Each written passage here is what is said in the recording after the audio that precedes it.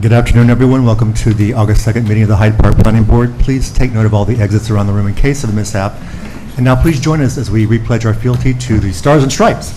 I pledge allegiance to the flag of the United States of America and to the republic for which it stands, one nation, under God, indivisible, with liberty and justice for all. Thank you. As some will notice, this is the slimmed-down summer version of the planning board up here. We're missing 3 of our members, but they'll be back for the next meeting. The first agenda item is a new public hearing for Verizon Wireless Tower. This will be located at 9G and St. Andrews, roughly the corner. This has been reviewed and discussed, I should say, many times by the planning board, but I'm going to turn it over to Mr. Olson first to make a presentation. This is the first time the public at large will have an opportunity to listen to it. Making a motion to open the public hearing. So moved. Second. Thank you. All in favor, please say aye. Aye. Any nays or abstentions? Motion carries. Welcome back, Scott. Thank you. Good afternoon. For the record, my name is Scott Olson. I'm an attorney with Young Summer here for the Verizon Wireless application. And I know the planning board has been reviewing this for several months, and it's familiar with this. So for the benefit of the public, though, I'll just start with an aerial. This generally shows an aerial of the property. It's outlined in bold. The property's more or less in the center of the screen right there. We're proposing a 150-foot monopole tower, antennas to be located at the top, about the 146-foot center line. We're going to come off of Violet Avenue. As you can see, a good part, if not most of it, is wooded. So we're going to have to cut a few trees down to carve our way into it. But the benefit of that is that at least for however tall those trees are, that will provide some screening for the base of the tower. It's going to be located within a 50-foot by 50-foot fenced secure area. And this is just an elevation view, pretty standard monopole. 150 foot, there's a 4-foot lightning rod at the top of it, which is really not perceptible once it's up there. But so total is 154 feet. And it's just a diagram of the general antenna array. We build 3 sector arrays so that basically the antennas are facing 3 different locations to get maximum 360 coverage. Not used to this mouse, I'm sorry. There we go. Oh, that's really not. So the reason why we are doing this, there we go. It's really a dual purpose need, and I'm probably preaching to the choir for a lot of people. Obviously the service, Verizon Wireless service, is pretty poor in the town in general, even though we do have several sites. Topography is a huge issue, makes it very challenging. But this is basically some capacity data from our North Highland site, which is over in the town of Lloyd. And the problem is that the people in this general area around 9G Violet Avenue, to the extent that they have any cell service for Verizon, they're pulling it from these sites that are just too far away. So what happens is we show this as this is at a capacity, and this is the North Highland Alpha sector. This red dotted line here is 100% capacity. So you can see that, and well, you can't see, it's hard, but it's as of 2021, huge spike. And then we made some changes to that site so that while the spike isn't there, we're still trending well above 100% capacity. We can't make any more changes to that site to increase the capacity. The bottom line is, and when I show you a map in a few minutes, you'll see we don't have a site in this general area. That's why you don't have coverage. But that's one of the reasons for capacity. And I apologize, I wish I would have had a larger map there. This is our Marist site, the Alpha sector. Again, this red line that I'm trying to stay on, dotted line, is 100% capacity. And we are now trending way above that, for at least a year or so. And it's just going to get worse because more and more people use their devices. They're multiple devices. So we have a huge capacity issue. This graphic hopefully illustrates, I'll try to explain it, why we need the service. So you're going to see multiple colors here. There's this orangish color. yellow, and green. For our purposes, green is very good. It's good, strong service. Yellow is decent. Orange, it's service. It's not great service, but it's decent service. The area that doesn't have any of those three colors, I don't want to say it's no color, but it's like a cream color. That's very poor service to no service. So you can see a couple of big, large areas there. This is the location of our site. Our goal, we can't cover everything with one site. So our goal right here is to try to overlap with the existing service we have by providing service around this area that I'm circling. And that is shown in the next slide, right there. So we go from, no service here to green, great service, yellow, very good service, and we still have service out here in the fringe of the site. That's service, it's decent, it's not what we prefer. We would prefer to have green and yellow throughout, but that's just the nature of the network, basically. So once we install a new site with a 2100 megahertz frequency, we will provide a bunch of new service and reduce the network capacity issues that we have for the surrounding sites that just can't serve this area around Violet, So that is the basically the purpose. Scott, if I could just pop in for a moment. Please. So yesterday I was part of a Zoom meeting with Scott and our radio frequency engineering consultant, Mr. Johnson, as well as theirs. So the purpose of the meeting, and they would have been here tonight, but their engineer, Verizon, still needed to get some information set up. But what he showed is when you look at the increase in the yellow, the orange, and particularly the green, their engineer was showing that if you wanted to decrease the height of the pole by 10 feet, it would show that the yellow, the green, everything shrinks each time over and over again. So this is why we're having them do this to resolve the question about the height in terms of aesthetics and visual impacts. And what it turns out is that the mid-band frequency is where you get 97% of your service, I believe, and the other 93%, 7% is your low band. And so as you shrink the height, it goes more and more to low band, which is not reliable. Look, I'm actually doing the job for the applicants over there. But at any rate, that's part of this. The other thing really for the audience to understand too is that there are areas where if you've lived here long enough, you'd be driving, say, 5 or 6 years ago and you'd have perfect service. You now drive through the same area and you get a drop. It's because as the number of users have increased and there's not more poles added, then you have a degradation of your capacity and your service.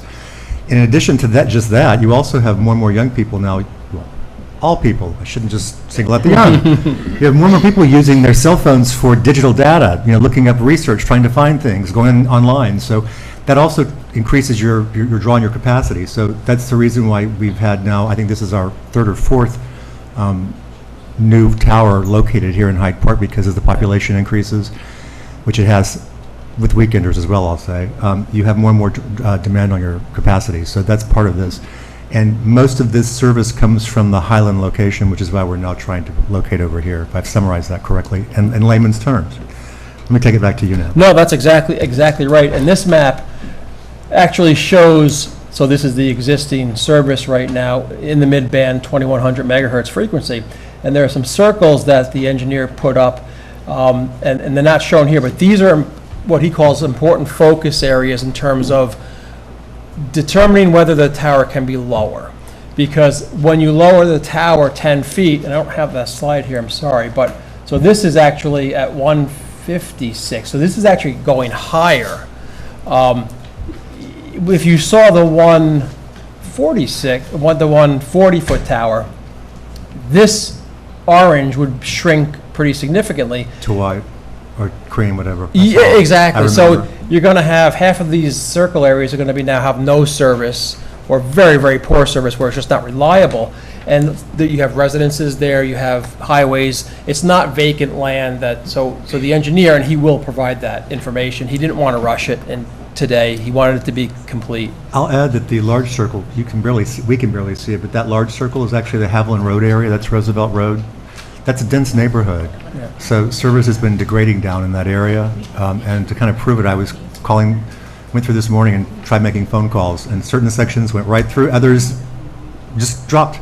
I still had a little single bar no matter where I went, but it wouldn't work, and I thought that's showing that how much competition there is for capacity. Correct. And the one thing also is, and there may be people could come up, and I've heard it a lot, well, you say you need this site, but I can make a call in this area that you're talking about. And that may be true, but we're designing our sites for full capacity because a lot of homes now don't have landlines, so we're designing for this. You have to be able to make a phone call, and everybody has to be able to make a phone call if there's an emergency. And that's really the ultimate design. So, I'm sorry, did you have a question? I said that was my question, 911 or Oh, I'm sorry. something like that. How does that, would that impact that, not having service out there? So, it does, because, and I have statistics and can show you that the number of mobile 911 calls that are being made, each year goes up by a large amount. And I forget the number now, but it's a huge number. And so if you don't have mobile service in that area, that could be a problem. Sidetrack was, maybe you heard about it, it was out of Saratoga, maybe within the last year. A group of they were young kids. They were driving, they pulled into the wrong driveway, and the owner, for whatever reason, came out with a gun and shot and hit one of the passengers. And they were in an area that had no service, and they had to drive 10 miles to get to service. She passed away. I'm not saying she would have lived, but the point is, it's that sort of stuff that does happen, and we want to make sure it's robust, reliable service. So, but that being said, the only other Just for the public, you Sorry, go said the entrance was off of Violet Avenue. It's off of St. Andrews, correct? St. Andrews. I apologize. Yep, just for the public. St. Andrews, it's, you're correct, yes. This is not a radio frequency propagation map. It looks kind of like one, but this is just a view shed map that's intended to show where, or those areas from which the tower is expected to be visible from. If you see this orangish color, I think it's orangish, it's in areas that have that color, the tower will not be visible due to topography. And then we overlay this yellow color, and that represents areas that will not be, where the tower will not be visible due to vegetation. So you get these white areas where you can expect visibility of the tower. I wish we could hide the tower from everybody. It's just not feasible. It's ultimately called a line of sight technology, that it's going to be viewable from some areas. So, but we did, as the board knows, a pretty extensive balloon test. We worked with the board on what locations to look at. I think we looked at 36 locations or so, including historic locations. And only 2 of the locations that we looked at, you could see the balloon from, and therefore the tower. And here's one of them. This is off of Benview Road. So obviously it's pretty close to the site. And this would be in the winter time with leaf off condition. And the top part of the tower just starts to clip those trees right there from that view. You can see other antenna arrays, God bless you, up there. We put those up there because the town does encourage co-location, and other carriers could come at some point, so that just shows you the worst case scenario. But right now, we're only proposing that. And this was the second location, which was off of St. Andrews Road. Again, yep, you see these other carriers. They may or may not come. Likely that you will have at least one, maybe 2 within a few years, but right now we're just proposing the top one right now. And that essentially, those were the only 2 locations we could see the balloon from. So with that, happy to entertain any questions. And for the board, for the public, and we'll give you an opportunity to speak shortly. I have some people signed up already. But for the purposes of understanding the visual impact analysis, when Mr. Olson is saying there's the only 2 spots, we choose spots where the public could take a look and see this, not necessarily residences, but we've all driven around to the neighborhoods. I think I'm talking to people who maybe live out there. We drove around the Holt Road area, et cetera, so we know what you're going to see in the near vicinity to it. But for visual impacts, what we're looking at is something that would impact a larger group than just the immediate neighborhood. We're trying to figure out impacts to the community as a whole. because this is what's called a seeker issue, so a State Environmental Quality Review Act issue, and that's why you're seeing these particular pictures just from these two vantage points. So let me start with our consultants. Ms. Franson? I don't have any comments at the moment. I would just note from the visibility perspective, there are other locations that are in the neighborhood that's to the south where you can see the pole. Again, it's glimpses of it. It's not necessarily full on, but we had taken some pictures, but they weren't necessarily one of the points that the applicant had to analyze. Having said that, from the vast majority of the town, it's not going to be visible.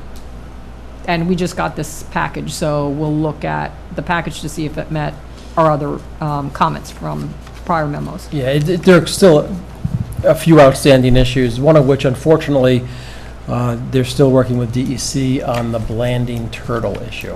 I don't know why. We're trying to push them, but so we just acknowledge that it's an issue, and we're still working on it. We don't have an answer yet. Okay, thank you. You're welcome. Blandings were sited in the wetland that's immediately west of you, and then there's a series of complex, maybe interconnected wetlands that's on the Bellafield site that's sort of prime roving for them too, so that's probably why. You're kind of a far distance away, and there'd be a lot of land to travel, but there's nothing kind of human developed in between, so that's probably why they're delaying. And DEC is just behind on stuff. They are. Sad to tell you that, but that's the way it works. No, they are, understood. Ms. Moss, any comments? No.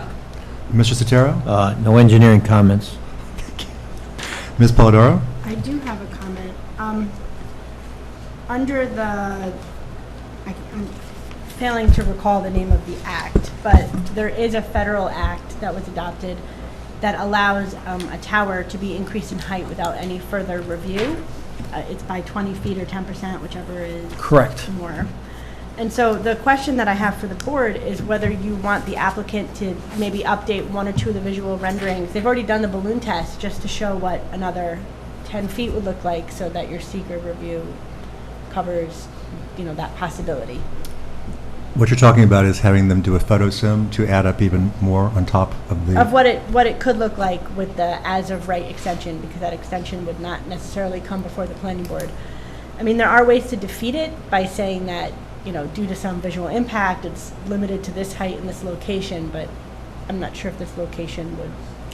I'm not sure we'd have a finding for this location without spending some more time on it. Scott, is it easy enough for you guys to take those two photos and add more height to them? Yeah, we could certainly do that. The one thing I would just clarify is, and that's, Victoria's exactly right, under the Spectrum Act, I forget where it falls under, Middle Class Tax Relief That's Job it. Creation Act. It does allow for, it should come to this board, but the big thing is that the law says the board has to approve it within 60 days. That's what the law says. Having said that, Verizon Wireless will not be increasing I know, that. you wouldn't But co-locating yourself. yeah, but if another carrier came, they would have to prove, but they would have to prove to us also, we're not going to just increase the tower. But we can certainly do that, but I think, and it's a good point, but my point is, it's not a high likelihood that would happen, since we own the tower, and Verizon will not just allow T-Mobile or AT&T to come and expand the tower. That rarely happens, but it could. You mean without some kind of review, or do you mean... We typically would just say, this is fine for you, and it will probably be fine for them, because of the height of this. We're talking about, this is a taller tower. So, having said that, we certainly can do that for you to show you what it would look like. I don't want to say we can't. I mean, I know you're saying it's unlikely right now, but as more people start using smart devices, smart refrigerators, whatever it is, it seems that, there might be need in the future. So. It's always, you know what, I can't predict the future. It's Do always smart possible. refrigerators go through cell phone towers? I mean, they use Wi-Fi, but I don't know how some of them could. I don't know what they're doing. They're sending Yeah. data somewhere. I'll be looking forward to shuffling off this mortal coil at some point in the future. That just astonishes me. Okay, let me start to my left. Mr. Beath, any comments? No comment. Do you feel as though it would be helpful for you to have a new photo simulation that shows something higher? since my house is right around the corner, I would like to see it, yeah. Okay. Yeah, I'm on 9G 585 Violet Avenue, and I've talked to some of my neighbors, and, nobody really had any comments to say to me about it. Okay. But if you could do that, that definitely would be great. Thank you, Mike. Yeah, we can certainly show that, yeah. Thank you, Don. That's what I was sort of getting at, to make sure that everybody could weigh in on that. Mr. Waters, comments? You answered the 911, and the other question was, is now that you're going to increase the view for us to see a worst-case scenario. Yeah, Which is exactly. perfect. Yeah, we'll show you that potentially could happen in the future. We're not proposing it now, but we'll show it to you. Gotcha. Thank you. You're welcome. Mr. Gurzio, comments? Only question I have is on the act. Does it mean that we have no say, meaning as a board, if Verizon decides to extend 10 feet, right? Actually, up to 30 feet, I believe it's 10% of the overall height It's of the pole. 10% or 20 feet Whichever is greater. greater, So 20 feet would be. and I'm trying to recall, I If it's an have to L- pull the statute, but I thought it was a co-location that didn't require further planning board approval. so under the Spectrum Act, it says, it basically says it has to be approved within 60 days. That's a co-location, which is, I What does think, that different mean? than what this is Oh, well, that's what I thought we were talking about, because like I said, we're not raising the height of the tower. currently. Right, Right. yeah, okay. This would allow the tower height to be raised without further review. Verizon could do it. I have to look, I'm gonna have to look at that, because there's, I mean, I have it here, I can You pull it know. up, but I have to find it. I'm not But- opposed, I'm not opposed to the tower, I just want it to be clear, like Verizon. It's a good question. Verizon could just roll in, extend the tower, and leave, and we'd have to live with it. That's what we're talking about. So it's, I'm just speaking in layman's terms. yeah, no, I hear what you're saying, I'm just trying to process it and think exactly, if the answer is yes or no, and I think the answer is, I wanna look at it and get you a, Why don't we defer Good this answer. part of the discussion? yeah. further discussion. Yeah. And it may be there are benefits to having a raised tower versus having to put in another tower somewhere else. No, But I just think the But board should yeah. have a I mean, worst trees case scenario grow too. view, Sure. so we know what you're approving. What I will say is, that law's been in effect since 2012, I believe, and I've been doing enough in Orange County, Sullivan County, I don't know how many hundreds of applications. And again, it could happen, I have yet to have Verizon Wireless So, do that with It's us. 47 CFR 1.6100. It says, for any eligible support structure, not to exceed 4 cabinets, so this has 3, it could put another up. And if it involves installation of any new equipment, cabinets, or ground, no pre-existing ground cabinets, yada, yada, yada. 10% larger in height or overall volume than any ground cabinets, or if it entails excavation. So there's some exceptions to this rule. Yeah. But it says, adding an appurtenance to the body of the tower that would protrude from the edge of the tower more than 20 feet or more than the width of the tower structure. It's exempt, I think, from additional review. It's not considered a substantial change. But why don't you and I Right. take a look at this and go back and understand what that means for the town? Yeah, it would be an eligible facilities request, and at that point, I don't think it's exempt from review from the town. I think what happens is, the town, the town could deal with it administratively, but if you're not, it has to come before the planning board, because the planning board gets to make a determination as to whether it's an eligible facilities request. And you're limited to that, though. So we don't have to prove need. It's intended to be if another carrier wants to go on the tower, since the tower's existing and has gone through review. If they have to go a little higher, the FCC has said, well, we think that's a good thing generally to use existing towers for co-location. That's why they put the 10% 20-foot rule in there. But it would still have to come to you. It says, state or local government may not deny, shall approve any eligible facilities request. Right. So if it meets this definition of an eligible facilities request, it's not substantial change, then it has to be approved. Right.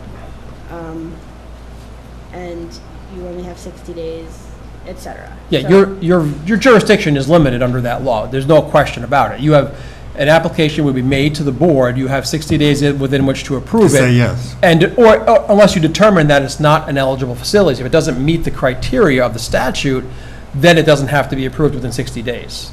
That's basically how it would work. Yes, Bonnie.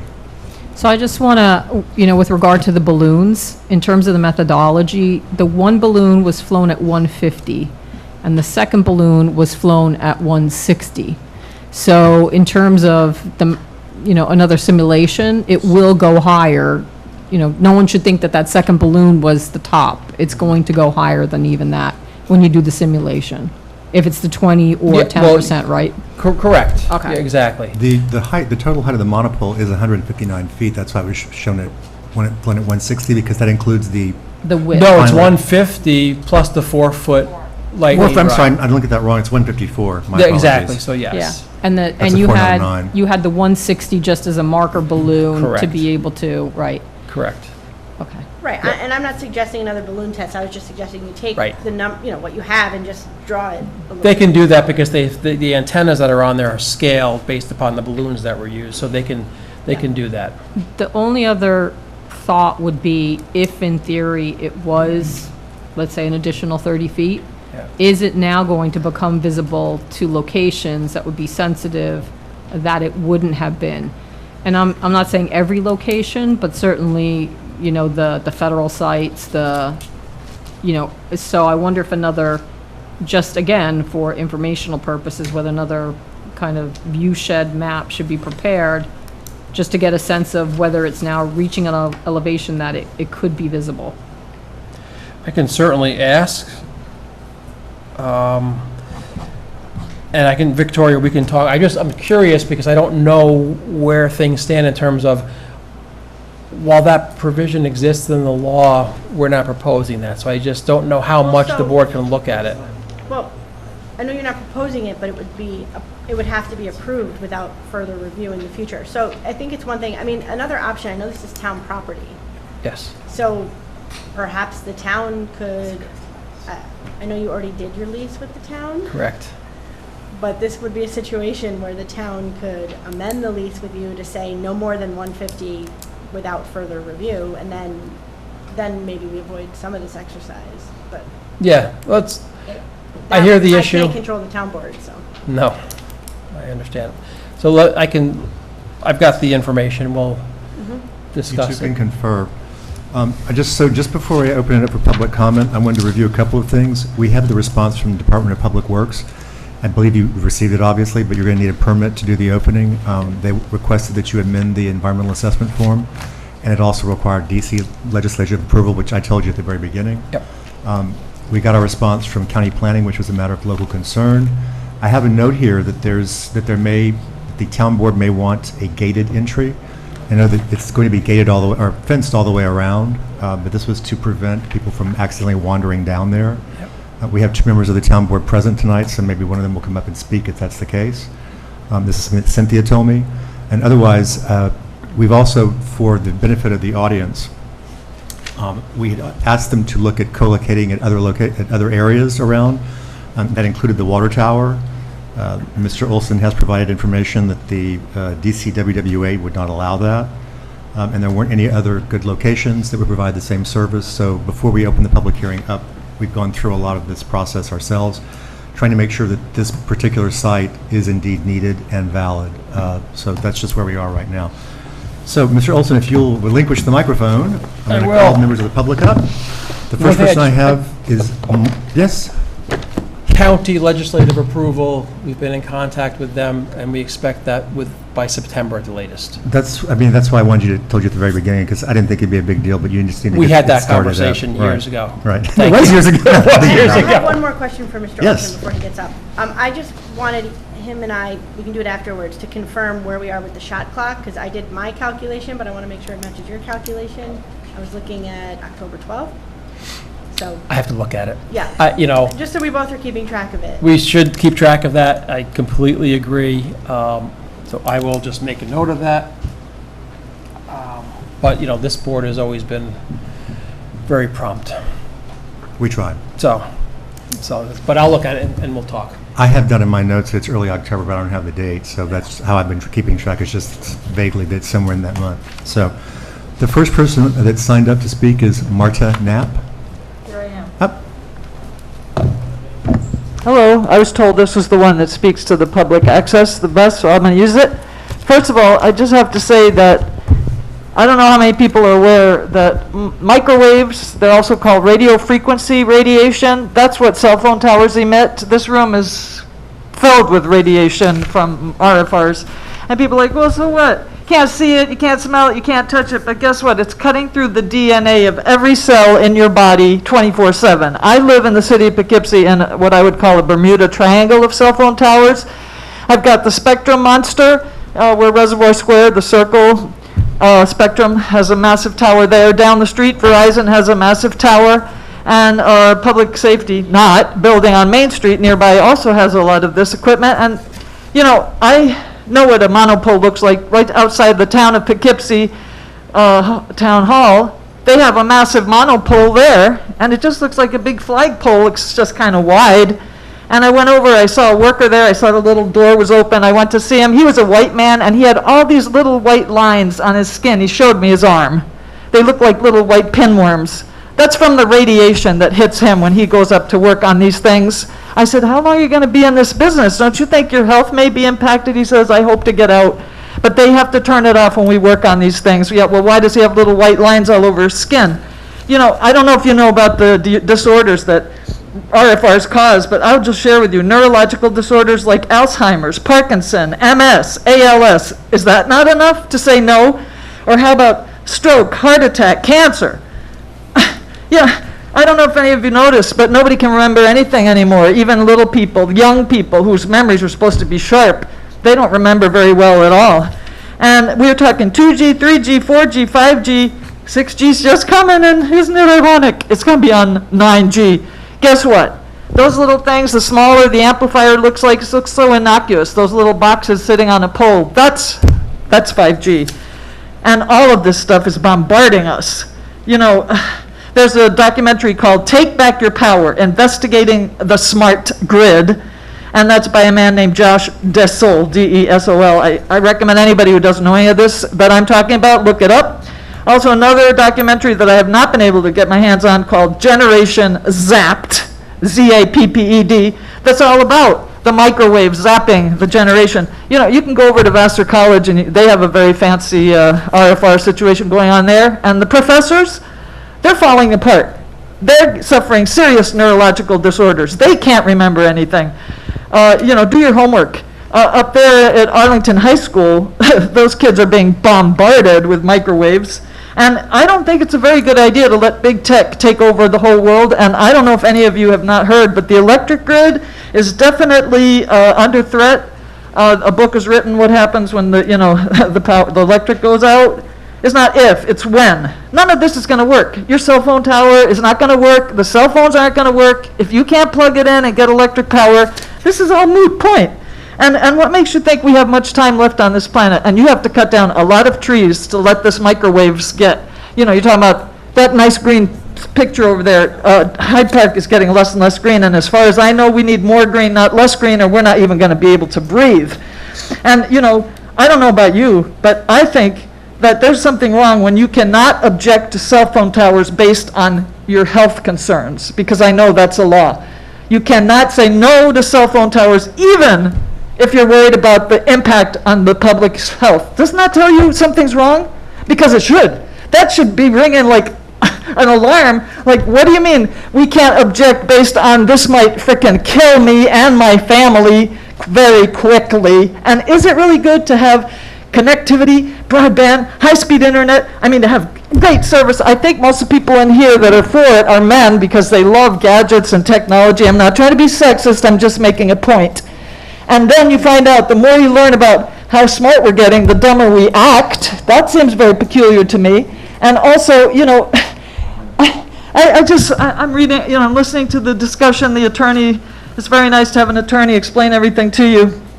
Full capacity, line of sight, view shed, you know, the thing's getting taller and taller. It sure is getting bigger and bigger, and we're having less and less control over the situation. And then they want the public to pay for this. You know, it's on town property. Are you going to get money for this?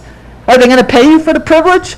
Yes, the town receives a lease payment. A lot of money? Because they make a lot of money, That's a not lot in of the- money. That's not in the planning board purview, I'm sorry. that's Okay, the well, town. I just thought I'd ask. And, you know, I have been paying attention for a long time, and I'm very glad I'm still able to talk and walk and communicate my concern about the very serious health consequences of this technology. But as far as I know, our government, and we all pay taxes, all of us, whether we're citizens or not, every time you buy something, you pay taxes.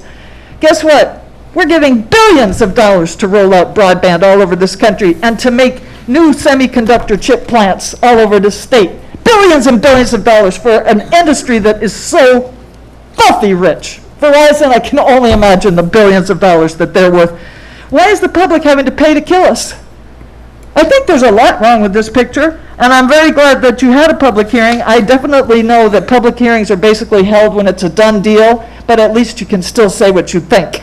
And I'm letting you know, because I know some people have never heard it before, that this technology is extremely dangerous and going to devastate even more people than it already has. And I wish you would seriously consider looking into the issue of why can't we object based on our concern for our health of our children and our own selves. I mean, are we worth nothing? Because that's the feeling I get.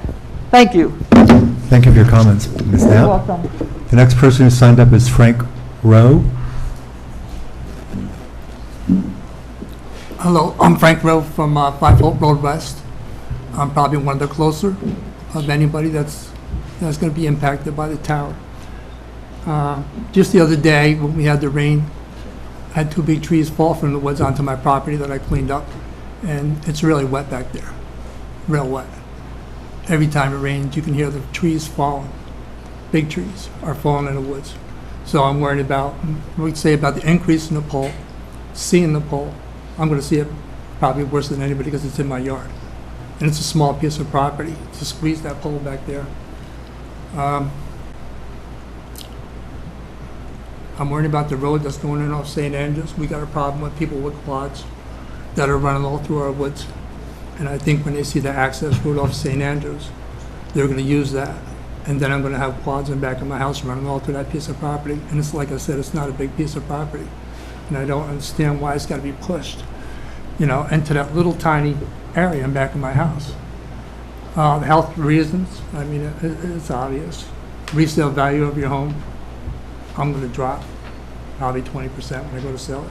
Nobody's going to want to buy the house. Everybody that comes up there to look at the house is going to see that tower in back of my house. They're not going to be interested. They're going to do a drive-by and they're going to go away.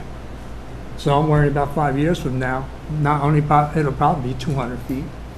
I'm definitely not going to be able to sell it then, and I'm going to be stuck there. I ain't going to be able to sell that house once that tower goes up. And that's my big issue. And like I said, the woods back there, like I said, every time it rains, you can hear the trees falling in the woods.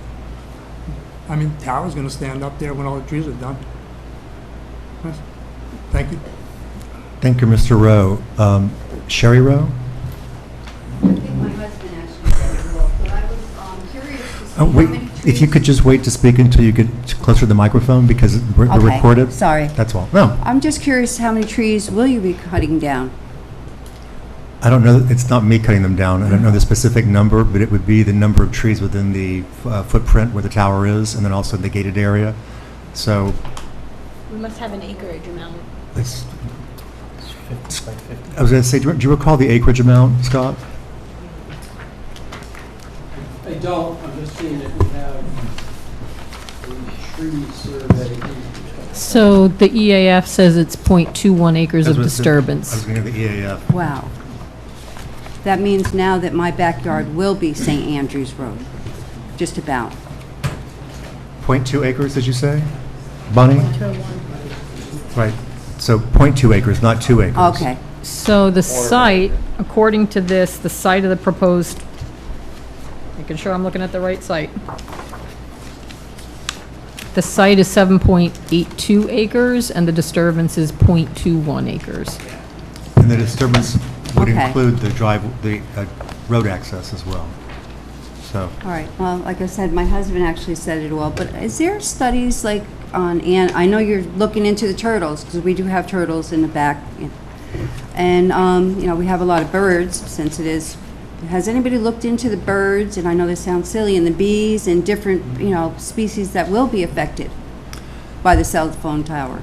So there are certain things that the planning boards are not really allowed to consider.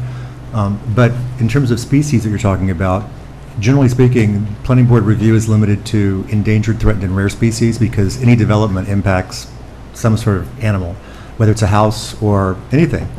But the state is, in other words, prescribed for us what we look at first are endangered, threatened, and rare species, which is why the Blanding's turtle that was Right. discussed, because that's an endangered species here. I don't know that there are any studies per se on this particular structure. I do know that you will find studies that show that birds will fly into the wind turbines to generate energy. That's been a problem. So we haven't had any proposals like that here because we don't really have any sites that would be proposed for that. And we do look at U.S. Fish and Wildlife Service also provides data on other species. Okay. But when they fill out what's called the environmental assessment form, there's something that the DEC has that's called the environmental mapper, and so it will pop up and show you anything that would happen to any species of special concern even. But there aren't that many species like that. For the species that are just normal, like you Okay, I said, bees, understand that. flowers. I just think my husband and I are retired. This is our retired house. This is where we're doing our gardening and we're enjoying, you know, our retirement. But now, the woods, which are so beautiful, there's going to be a tower in my backyard, and there's nothing I can do about it. Is that what you're saying? There's nothing we can do about it? So what I would say is that we pay attention to all public comment up here, and that despite what you heard from the prior speaker, there's no such thing as a done deal. It's not as though we wait to open up public hearings until we think that it's like ready to go for an approval. What we do is wait till we have enough information that we think that it's the project is in a final enough form. This is the location, this is what it's going to look like, et cetera. Then we open up the public hearing to hear public comment. But we take everything that's said to us very seriously, I assure you. And the question is, did they look into the resale of your homes in the area because of the cell tower? Victoria, do you want to? So a lot of the topics that have been raised are not topics that are appropriate for the planning board to review generally. The planning board is bound to review the zoning law. So there's already been a legislative decision that a cell tower is an approved use in this area, right? Zoning allows a cell tower here. And so the planning board's role is to review the cell tower regulations and this project to see if it meets the regulations. No, I understand that. Right, so once it meets the regulations, then, you know, the board can review those impacts, but we can't go beyond. And so a lot of times this comes up is what's the impact on my house specifically? And so the board is not allowed to review impacts on a neighbor's house specifically unless it rises to the level of community-wide blight, right? Like if a project was gonna come in and just decimate a community, we're gonna have radioactive waste plant or something, then we can start looking at how that's going to have a socioeconomic impact. But absent that, it's very difficult for the planning board to ascertain impact on one individual neighbor. Because anytime any project is built, there's always going to be a neighbor who will see the project. And there's no way we can petition this? When you Like, say, in a neighborhood, can we petition this? Can we? I mean, No, so what? people are welcome to come out to the board. Right. And give comments. So this is where I'll say two things that will make you want to hate me, I'm sure, and I hate doing that because we live in the same town.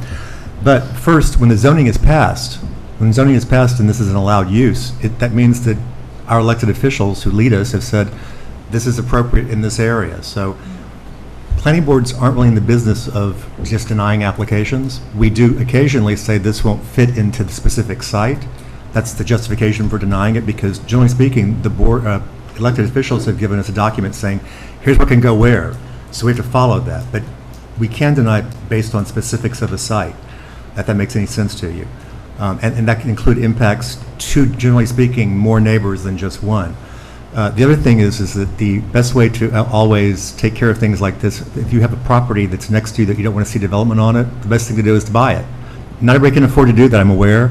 And this was a piece of town property that wasn't really for sale per se, because it doesn't have a lot of uses for it, which is why when the town board contracted for it, it's a way to get some revenue off a No, I taxable understand plot that. that nothing is done for. But again, this is not a done deal. We're here to listen to all the information. So that's, Okay. we're not allowed to tell you how we're going to vote either in No, advance. I'm That's sure. illegal. It's totally illegal, but so sure. that's why again, nothing is a done deal. We want to hear from everybody that All right. Well, possibly can thank you. speak to us. Thank you. And trust me, by the way, none of us probably would want to have a cell phone tower go up next to our, houses either. Oh, I'm sure. Because, I will tell you this, when we had a similar situation in the Green Fields neighborhood, which is very far east, that's an older neighborhood, but that has a lot of younger buyers now, young people with families who, as Mr. Olson said, a majority of them seem to have cut off their landlines, they've cut off cable. Only old people, I guess, do stuff like that, like me. But at any rate, still have those services, but they've cut it off. And so for a lot of people, particularly during COVID, they wanted to have, the idea that this cell phone tower would be there didn't bug them as much as it did that their kids couldn't get online quickly to do homework, stuff like that. So we're definitely a nation that's sort of in flux right now over these issues. And you heard from the first speaker that there are still people who are angry about them and wish they would just all go away because of alleged health risks. So. Yeah, I do want to. Yeah, Bonnie, go ahead. So I just want to even go further. The federal laws preempt really a lot of what the planning board could review. And even because I've represented some towns that don't allow cell towers, if they make a finding that they have a need for that cell tower, it's still very difficult to be able to say no if they have to go, for instance, for a use variance to the zoning board of appeals because use isn't allowed. One of the findings and one of the, realities is, again, if they make the finding that it's needed, then the use variance really has to be issued. And I would only say that, at least when you do allow them, now there are regulations as far as some review process, the engineering, requiring that they, be, decommissioned appropriately. There are a whole bunch of regulations a town can impose as part of its zoning compared to if it didn't have any regulations. Because again, federal law really preempts the town in many ways. Right. And the feds have made it more difficult, in other words, to deny these kinds of applications because it's considered in the societal sort of goal of getting better is to be able to communicate faster and faster, be more efficient, et cetera. So that's basically what's happened there. Victoria, you had something else? Oh, I mean, Bonnie's right that the federal law preempts a lot of our review, and I just wanted to add to address the prior speaker. It's Telecommunications Act specifically prevents the planning board from consideration of anything having to do with environmental effects of radio frequency emissions. So whether they're harmful or not is not something the planning board is allowed to consider. So to the extent anything is affecting the bumblebees, it's not something that this board can I should think add about. here. So the hands are tied. Yeah, wait, before we think that just these laws were passed willy-nilly, there were studies done showing that there's not enough of the radiation. It doesn't hit the level, Scott would know more than me, but it doesn't hit the right level to cause any danger to humans above a certain height, I believe it is, because I've looked at the law myself. So, but yeah, there are lots of powers granted to the planning board, but sometimes the federal government takes them away. Oh, I understand that. Okay, thank you. Thank you. Would anyone else like to speak about this application? Just come on up and please state your name and your address for the record. How are you guys doing tonight? So my name's David Lumia. I live at 16 Benview Road. I was watching the screen. That's basically my neighbor's house. So that is in my backyard, the tower. So the man and woman that just spoke, I have shared their same concerns. I understand you guys are saying that your hands are tied. However, Not tied, just limited. They're restricted in movement. That's the best way to put it. so I apologize, this is my first meeting here. It's okay. Out of all of the locations in Hyde Park, there are so many spaces that there's no residential areas. Why are they choosing that specific area in my backyard? So the area that they've been focusing on actually is up and down St. Andrews Road. And there's a lot of trees. There's a lot of factors that go into where the locations they choose are. One is availability, and this is town property, so towns, generally speaking, want to make money off their properties if they can. So that's probably one of the reasons why the town put this up for this kind of use. But Mr. Olson had actually approached me 5 years ago, I think. Several. Yeah, asking me if I personally could think of sites they could co-locate on. They have them already at the CIA, and that's not providing enough service for over here. They also have something, I believe, that there's one at the Highway Department down in 9G here that's not providing enough service now as it keeps getting degraded. And they have one, you mentioned it, on the Marist campus, I believe, that's also not providing enough service. So speaking accurately, they chose this one site because, as I said, there are neighborhoods around there that are getting worse and worse service, where they're having drop calls or not able to make calls at all. So they chose this because the general area will provide more service to places where you see white right now, that they would have better service. So that's how it was chosen. Mr. Olson will get back up here after everybody's spoken. I'll let him also address that there were other factors taken into consideration. So out of convenience for everyone in that area, I know this was just addressed, but my property value is now going to go down. I have a 2-year-old and a 1-year-old that will be here in November. I've lived in that home since 2010. Mm-hmm. Oh, wow. For 8 years, this has nothing to do with anything that you guys have done, but I had a property that was vacant that lasted until 2018. Finally has been bought. The person next door is maintaining the property. So my value of my home finally went back up, and now you're telling me that there's going to be a cell phone tower directly in my backyard. I'm not saying there'll be a But cell that phone is what tower. I'm, That's I what's apologize. proposed. That That's is what's proposed. Yes. But we're worrying, it's mind-boggling to me that out of all of the areas in Hyde Park, that's the one. I know you said there's other areas that you're considering. I think, John, you mentioned something about they can do 25, 30 feet higher if they need to. Was that taken into consideration in other areas, that they could raise the cell phone towers higher to make it so it's feasible for them to work in non-residential areas? We did hire an RF. I was going to say, again, we actually have one of the state's premier RF engineers who's generally speaking, concurring with what they're saying, that the need is there and that this location will solve. He's not finalized that yet. That's why I said earlier, you weren't here at the beginning of the application. You came in late. I was not. Right.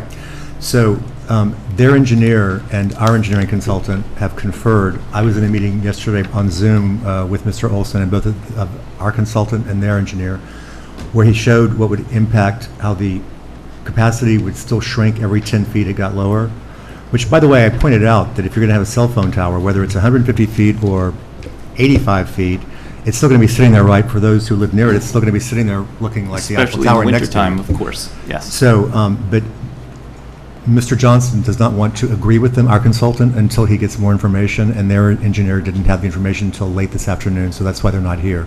So we will continue this public hearing. We're not going to close it for 2 weeks from now, so if you want to come back and hear that or speak again, you're welcome to speak again and express your concerns again. Appreciate it. I just implore you, everyone on the board, if you put yourself in my situation, would you vote yes for this cell phone tower? And I guarantee you would not. So thank you for your time. Thank you. Mr. Lumia, would anyone else like to speak about this application? Councilwoman, councilperson.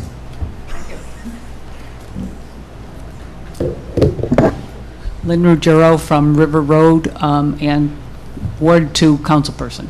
And this is in my ward, actually. When you're about to do the balloon test, I had only one person contact me, and I'd recommended to them a different research, and I haven't heard another word back, so I haven't heard a lot of problems. The issue I was bringing up today is that it's town property, and I just want to make sure it's secured enough so that the property is safe, so like a gate or something, so that people, neighbors and others wouldn't just be going onto this property. Just a simple request. So now I know how this appeared on our agenda, that the town board might be considering this. Councilman Lombardi, do you want to weigh in on gates as well?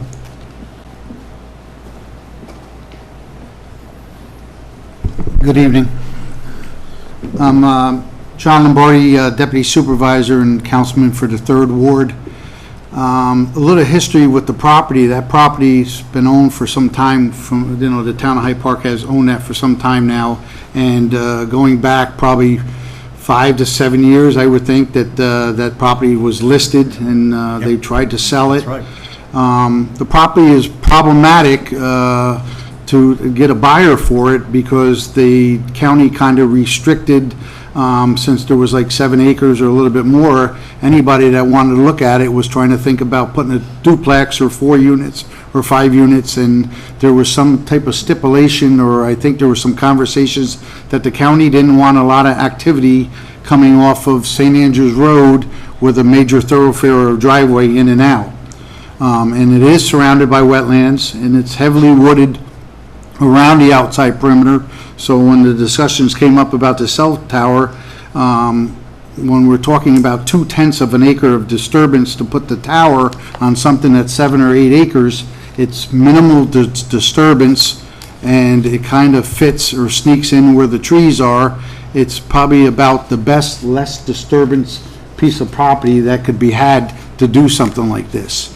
The only problem that, from the town's perspective, is that there's some, when the Dutchess County Wastewater put the water line project out for bid going into Pine Brook, they bought the water line down St. Andrews Road and then snuck in the back of Holt Road, and they dished a path to put that construction water main in, and cars, just like some of the neighbors have said, kind of snuck through there and made a passage, so the county had to put a berm and put some rocks and kind of hide that so that passage would stop. I would like to see wherever this driveway comes out on to St. Andrews Road, like Lynn was saying, a nice gate with some 6x6s, nothing spectacular, but some trees, or I'm pretty familiar with that site, there are a lot of huge rocks and boulders. Place some boulders so that there is not going to be any four-wheelers, any cars, or any kids that are going to go back there and hide out and start some fires or bonfires, or just stay back there drinking, because then that would be problematic for the neighbors. So whatever type of barrier you guys can provide, that would be great. That's all I have. Thank you very much, Councilman Lombardi, Deputy Supervisor Lombardi. I just want to also point out, so this is a limited access road declared by the county legislature. That's why they didn't want to have a lot of cars. This is a very limited use. You're not going to have people going in and out of the driveway very often.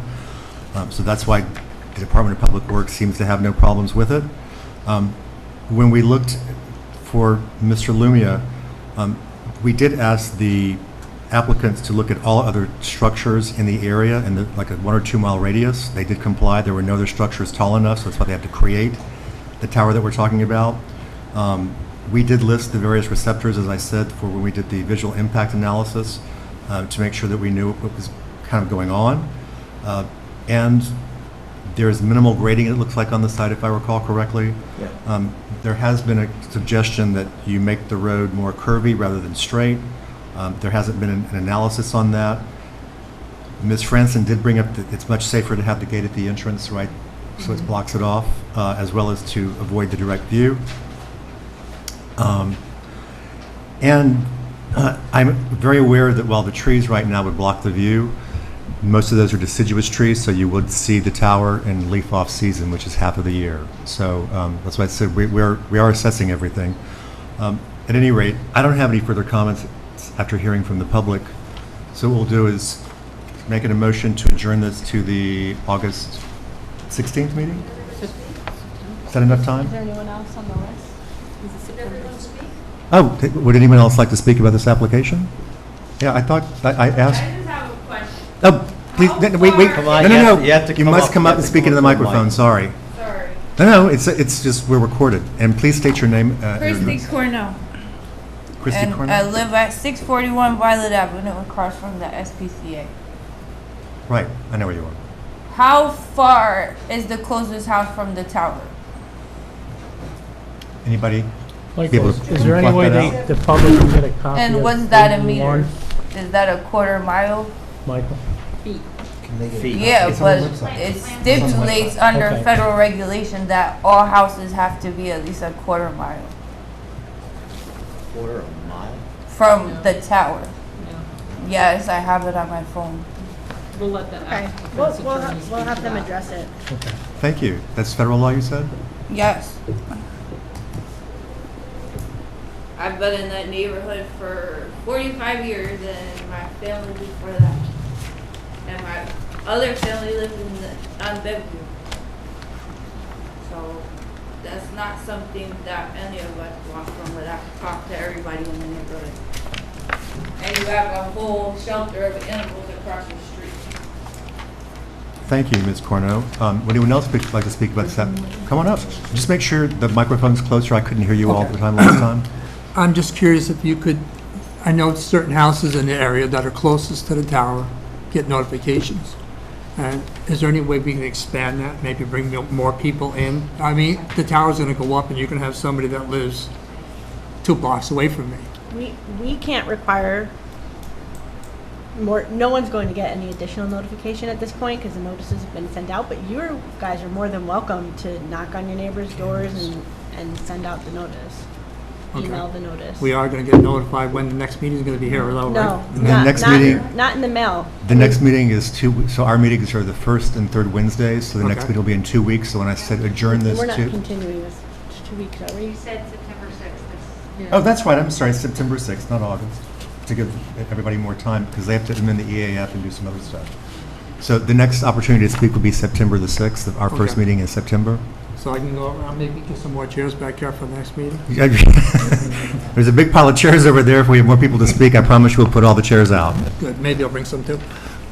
Thank you. Thank you. Thank you. Anyone else like to speak about this application? By the way, the materials are always put up on the town website, so you can take a look at anything by going up to Hyde Park. Okay, just making sure everybody knows. So as soon as we get stuff, Cynthia loads it up onto the website, so everything that we see is available to the public as well. And back on the tables back there, there's also paper versions of what we see as well, so that way the public always understands what we're looking at the same thing, put it that way. So, Mr. Olson, do you want to come back up? Sure.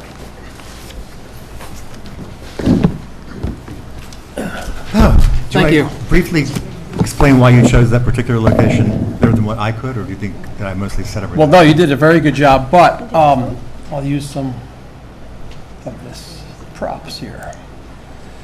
So even though Hyde Park is obviously a large town, the technology is such that we just cannot go anywhere we want to provide the service. It's very network dependent. So I don't know to what extent people can see, but this is the proposed site right here. This lack of color is what we're trying to cover. We have what we call the Hyde Park downtown site. We have the CIA site here. Can't read that site, and I don't know what the name of it is. My glasses. Sorry, Gretna site. So it is our site. I couldn't. Yes, that's... I have an eye doctor's appointment Friday. So, you know, in terms of, we just can't put it here and say, oh, that's going to cover here. This is a very low power technology. So if we put a site up here, say it was out of the way of no residences, it's not going to cover down here. And the reality is that because so much use comes from residences now, we are getting closer to residential districts and residential homes, because that's where the use and the demand is. And maybe not specific people here, but in general, sometimes people will say, well, we don't want this right next to our residential area, but then they're the same people, and I'm not suggesting it's you, that are complaining that they don't have good service. It's such a low power system, we have to get close to the customers. So that's why we're getting closer to the residential areas. So if you looked at it, and you probably can't see it from here, but the site design usually works in kind of a triangle format. Geographically speaking, also depends on topography, but the CIA site here, the Hyde Park downtown site here, by putting this site here, we get the triangle that we need so we can get the coverage. If we were to come up here, it wouldn't do any good. So we didn't just pick the site willy-nilly. The other thing I would add is that before we even approached the town, in fact, I had the conversation with Mr. Dupree, I don't know how many years ago, and I said, hey, we'd like to go on the work tank. And unfortunately, the county, Dutchess County folks would not let us go on there. We tried on several occasions to convince them this is where we would like to go, and they said no. And we provided, There are reasons for this, by the way. We did learn. okay, The DCWA did respond as to why they didn't want to co-locate there, because that would be a great location. But they have to perform upgrade services to the, it's explained out, but they have to do upgrades periodically, and they have to dismantle everything that's on there if they do this. So therefore, there's no service during those time periods, so it's just easier for them overall to deny the request to co-locate. exactly. So we, just for whatever it's worth, we did try to go there first. We didn't just go here first. It's town property. When we noticed it was town property and it had, it was vacant, we spoke to the town and they said they were interested. In terms of health, I don't think the woman who first spoke is She's here. here. Oh, Ms. Knapp is here. great. So, no, this doesn't affect DNA. That is just not true. It's complete. I believe you why? Because I know. It's a fact, because it's not, okay, because it's not ionizing. Wait, please, let's have no back and forth Okay, between the so audience. it doesn't affect DNA because this is a radio signal. It is not ionizing energy. And ionizing energy, and I have some background biology and chemistry. Ionizing energy does affect and alter DNA. This is not ionizing energy. That's a fact, and it doesn't take much to just look it up. I guarantee you that's the case. We also have a site compliance report in the application that's prepared by a licensed New York State engineer who confirms that this is extremely low power. We will be well below the FCC threshold, which is, it's like 100 times lower than that which we are legally permitted to emit. Once we provide that, like Ms. Polidoro said, there's really nothing that can be done on the town, because we've demonstrated it. Location, the gate, that's not a problem. We can certainly work. What's that? I didn't think it would be. It is not. We will be happy to work with the town planning board to come up with a solution. We understand the concern. So, in general, I think I addressed most of the general comments. If there's something I missed and you want to ask me, I'm happy to answer. No, you didn't hear a lot of comments from the board up here.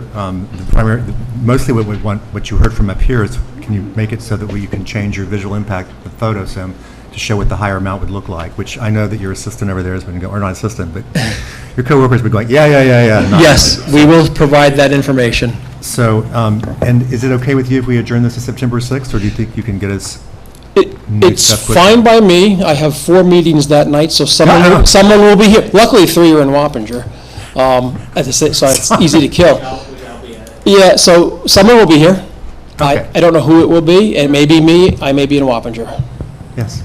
Michael, do you want the applicant to look to whether, and the planning board to reconsider whether some screening may be appropriate, maybe for the backside, or is it going to help at all? I've been thinking about evergreens. The issue of this is that it's going to obviate the need during leaf-off seasons. You won't see it quite as much, but you're never going to disguise the whole tower. That's why we had those Frankenpine towers, because there's no tree that grows that tall, not over here. So, Tad, I see you making faces. Do you want to make a comment there? I don't have a cross-section of the property, but the neighbors' properties are quite a bit lower. And if you put that screening closer to the houses, the height visually may impact the height, may counter-impact the height of the tower over time. Do you want to take a walk, you and I, over there? You can. Okay.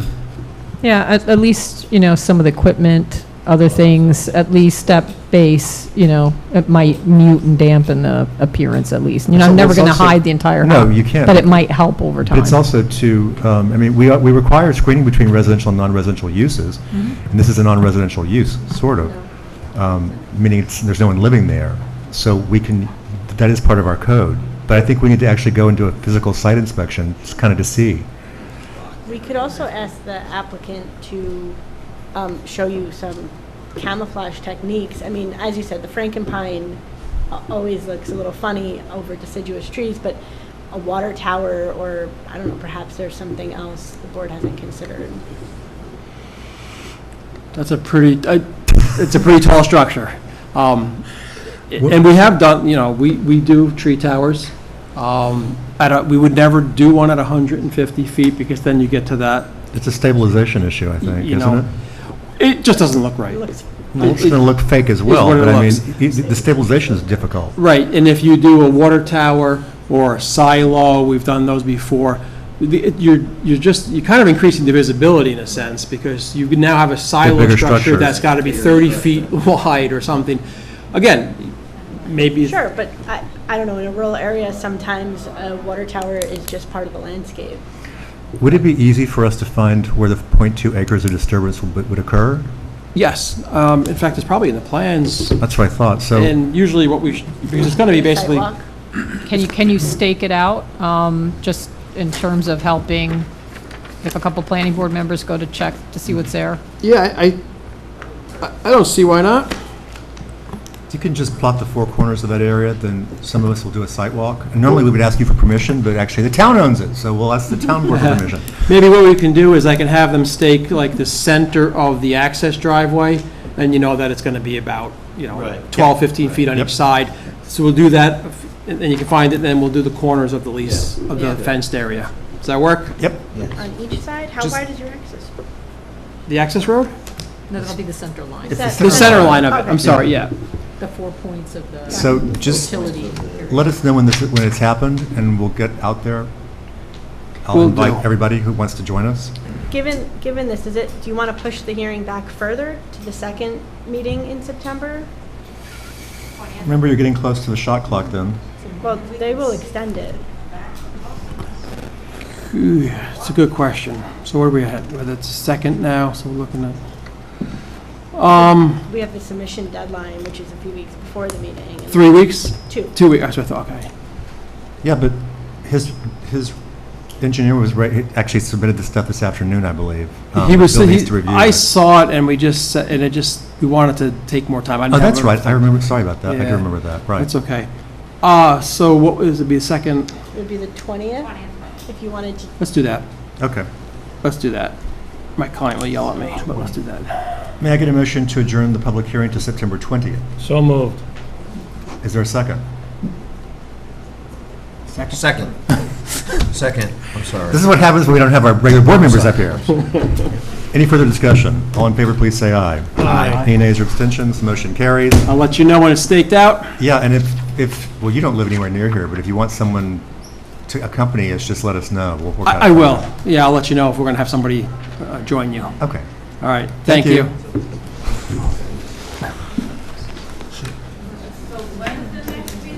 It'll be September 20th.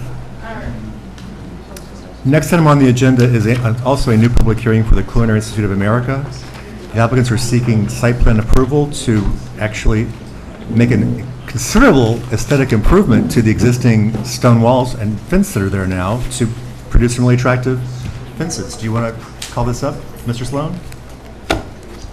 Hello, I'm Michael Sloan from Sloan Architects, representing the Culinary Institute of America. Let's see if I can.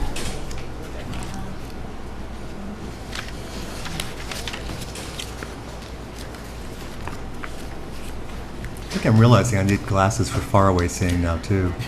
That's pathetic. Yeah, I can't see we anything can't leave home without them. Well, it's a big screen, but the letters are Yes. so tiny. Okay, thank I you. mean, Good.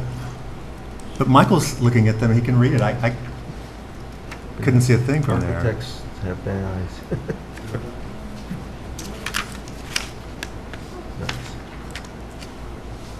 Looks like you could have drawn it, that's why.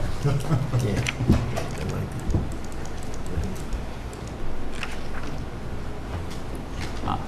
This way. Well, while we wait, may I get a motion to open the public hearing? So moved. Second.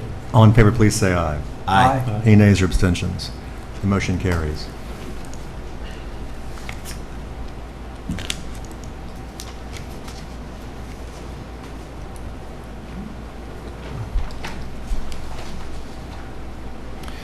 So the applicants received various variances as requested from the ZBA. They have, because these are now signs technically under our code, they got permission to add more signs, which is why you see the Clear Institute of America. They also got some variances for height, because our code restricts the height of a fence to 6 feet. So all were granted, and that was probably the biggest hurdle you would have.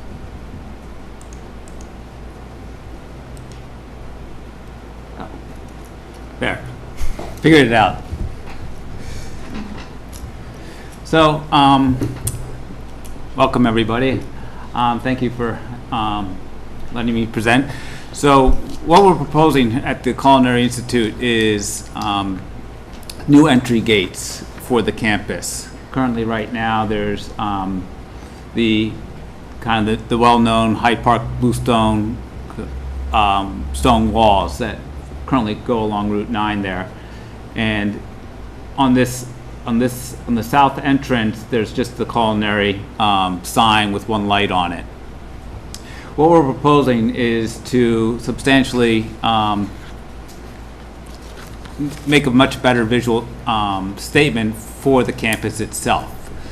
The design is purely, mostly aesthetical in terms of making a statement of what the Institute is all about, of being a world-class institute and making gates that kind of, as I said several months ago here, foreshadow what's on the campus to come. And both the north entrance and the south entrance, while they're not exactly the same design, they're very similar. They take on the architectural language of the main campus, specifically Roth Hall. And the addition, the Marriott addition as well. Correct. So there's basically the entrances are not being changed in terms of how vehicles move in and out of the campus. There is improvements to more pedestrian-friendly elements to these two entrances. At Route 9 at the lights, they've added crosswalks. Now we're connecting the crosswalks back into campus, which currently do not completely exist right now. So this sidewalk here, as you see, connects you back to the campus. The south entrance, I'll describe first, is not an entrance that's opened all the time. It's opened on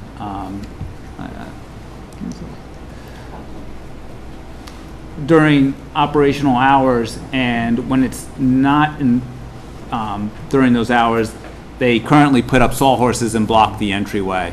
So this is definitely an improvement. What we're doing is doing motorized, very ornamental steel gates that go across between the two piers. There's also here a restaurant sign. It's hard to see in this image, but that when the gates are open, the restaurant sign actually flips out, kind of signaling to the public that restaurants are open. And then when it's closed, the sign actually folds back again behind the pier. It's very kind of subtle. As Michael mentioned, we did get the signage on the wall. We had to get a variance from the ZBA because the number of signs exceeded the allowed number of signs. We also got a height variance because the wall is higher than the zoning law allows, so we acquired that. And kind of the rationale there is in keeping with the master plan of Hyde Park, the entryway is pretty much kind of the monumental entryway that is similar to, like, say, Vanderbilt Mansion, with further south Marist College, but it's in keeping and actually in scale-wise, we actually did a study for the ZBA. They're actually the same heights as both of those campuses. Wow. Yeah, within almost inches. I think that's just because of the natural scale where it is to the campus and to Route 9. The north entry just disappeared.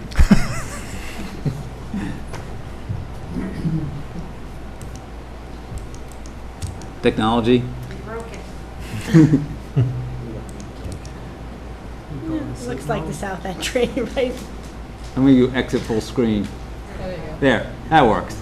So the north entryway is just a vehicular entry. The sidewalks now actually, the gates, as you'll see here, the piers are much further apart, allowing for sidewalks to go along on both sides of the entryway.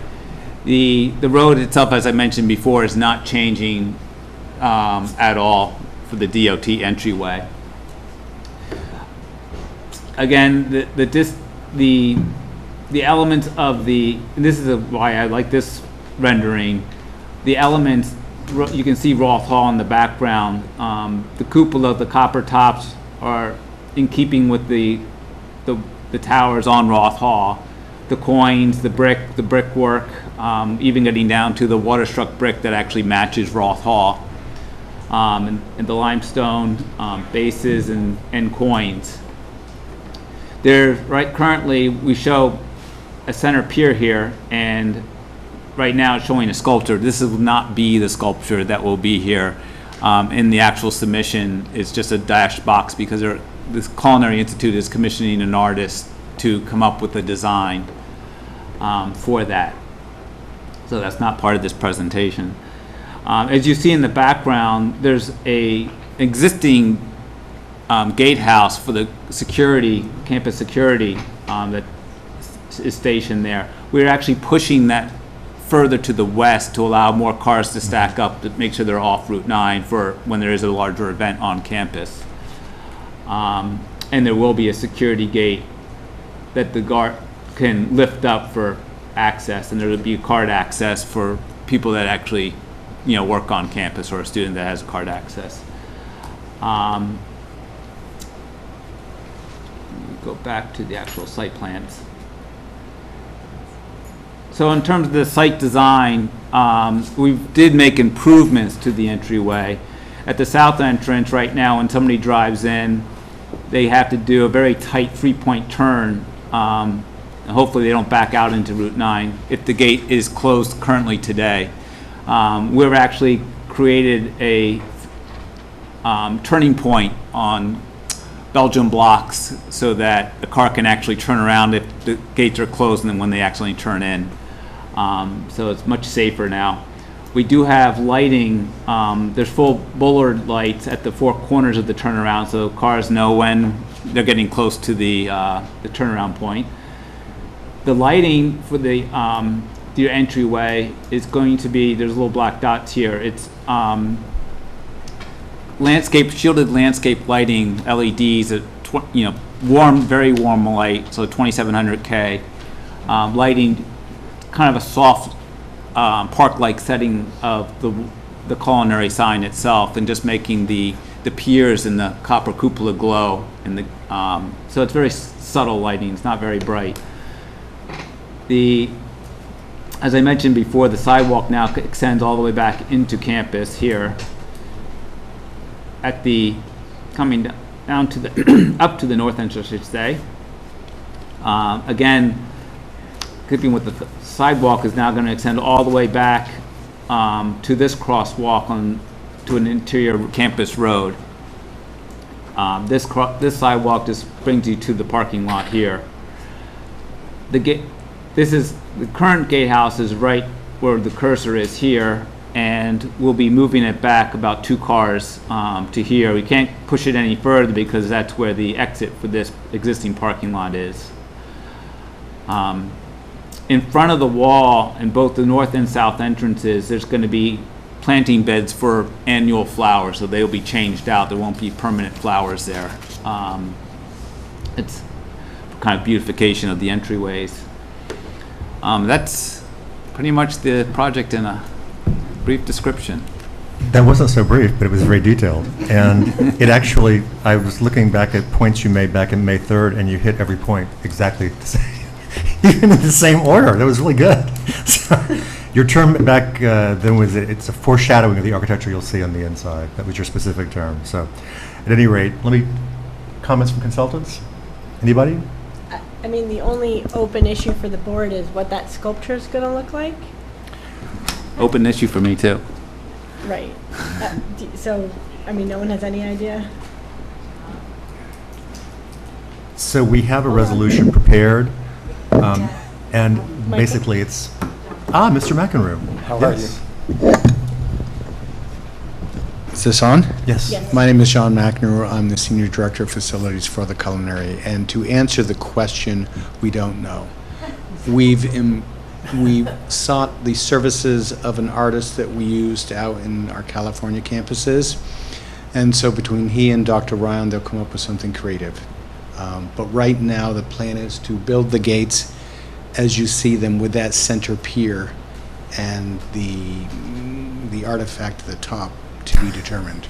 So what we've proposed to the board tonight is that the board have a condition saying that, kind of drawing up, there's already a box where it's going to Yes, go, there's a dashed box in the and elevations. saying that any sculpture has to comply with that 9-foot height dimension that's been proposed, and anything else is going to have to come back to the board for review, just because it would look out of. It would actually need to go back to the ZBA because your height variance has to be the minimum that they can Yes. grant for you. So if you exceed it, then they have to give you a new variance. It's the sculpt itself is 9 feet, right? Well, that's, Yes, the the dash sculpture box is itself 9 is feet. 9 feet. Yes, is 9 feet. Yeah. So that way, if it fits within those dimensions, you don't need to come back, assuming it's not a sign, it doesn't say CIA or anything like Right. that. But, Understood. okay. Thank you. And if it's a big hat, a chef's hat, then that would be Tad to determine whether that's a sign or not. Just making sure that's understood. Duly I'm not noted. sure that's what it's going to be. I somehow highly doubt that if this is an artist in California and Dr. Ryan combining, doesn't sound like to be a chef's hat at all. It's not going to be. Yeah, didn't think so. Any comments or questions from my colleagues on the board? No comment. I just had the one, and it's regarding this sign, just, is there any samples of this art? Like, what style does he work in? I mean, is sculpture, there- not sign. I mean, can we see it on the other campus if we look at it? Is there Yeah, photos what's of his the name? one that's there in California? What you used in the past, or? I can get you his name. For some reason, Erwin Hauer is coming to mind, but that's not him. He's a sculptor that did sort of structural. Not that we'll be pestering him or anything. I just want to see what he's done in the past, so I can have tell an you, though, but idea. there will be no correlation, because the work he did at Copia, the campus is completely different architecturally Okay. than what it is in Hyde Park, and so... Oh, it is very different. That's Yeah. right. What am I saying? I've been there. Yeah. And Greystone is different as well. I Yep. mean, they're all Been- unique architecturally. Yep. And what the focus will be for Hyde Park, it's up in the air. What our goal is to build the gates, and that the artist will probably come when they're complete to finish his creative His work. thought, his Yeah. scale of the project. Okay. Yeah. I mean, I understand. Yeah. The name would be helpful, though, but. I Yeah, asked the sort of total group for comments because the first and last meeting we had on this, basically, what I mostly heard from the board was thank you, because they thought it all looked good. So Oh, yeah. I didn't think you'd hear anything different from that tonight. John, do you want to add anything? No comment. Would anyone from the public like to speak about this application? I think I recognize everybody here, so there being none, may I get a motion to close the public hearing? So moved. Is there, thank you. Any further discussion? All in favor, please say aye. Aye. Aye. Motion carries, and we have a resolution prepared. Mr. V. Resolution to grant conditional site plan approval, CIA North and South entrance gates. Dated August 2nd, 2023, Resolution 2023-23A. Whereas, now therefore be it resolved that the planning board hereby approves the site plan set and authorizes the chair or his authorized designee to sign the site plan after compliance with the following conditions. Number 1, payment of all fees and escrow. Number 2, revision of sheet A202 to include a note limiting the dimensions of the future sculpture entitled Sculpture TBD to a maximum dimensions of 9 foot in height, and future sculpture shall not constitute a sign as defined in Hyde Park Code 108-2.2. Second. Thank you. Any further discussion? All in favor, please say aye. Aye. Motion carries unanimously. There's no nays or abstentions there. So- Thank you for your guidance and support. No, thank you. It's going to be a great entrance. Beautiful work. It's beautiful work. And we're all less than 6 foot, so we could fit in the box. So pick one of us. Should you need a live sculpture? I believe Mr. Beek may be volunteering. Yeah, I vote for a sculpture of Don. There you go. I'll second that. The next item on the agenda is continued public hearing for Bellafield Plan Unit Development Phase 2 subdivision. Making a motion to reopen the public hearing. So moved. Second. Thank you. All in favor, please say aye. Aye. Okay, Mr. Boudreau and crew.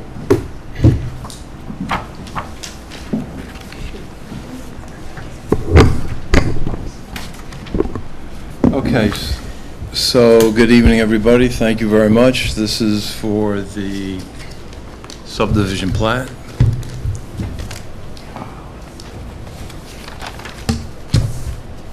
Jared will get it up in a minute.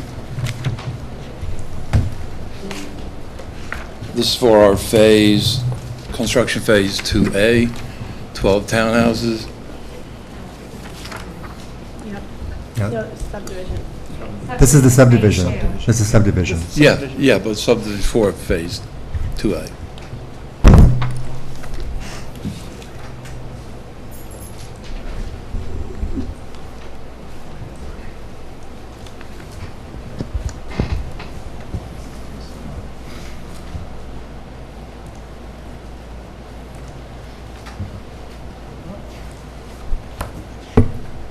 There you go. So we showed this last time. This is the overall plat. We did not have the bulk table on there. We do have the bulk table on there now. Go ahead. And this shows lot 3, which is the wastewater treatment plant. The larger lot there is lot 1. Lot 2 is currently the hotel lot. Those lots exist, and this subdivision looks to create lots 4, which will be the master HOA lot, lots 5, 6, and 7. So also shown here are the existing access easements and utility easements for water and sewer. The water easements are for Dutchess County in favor of Dutchess County Wastewater Authority. The sewer is TR Sewer Works.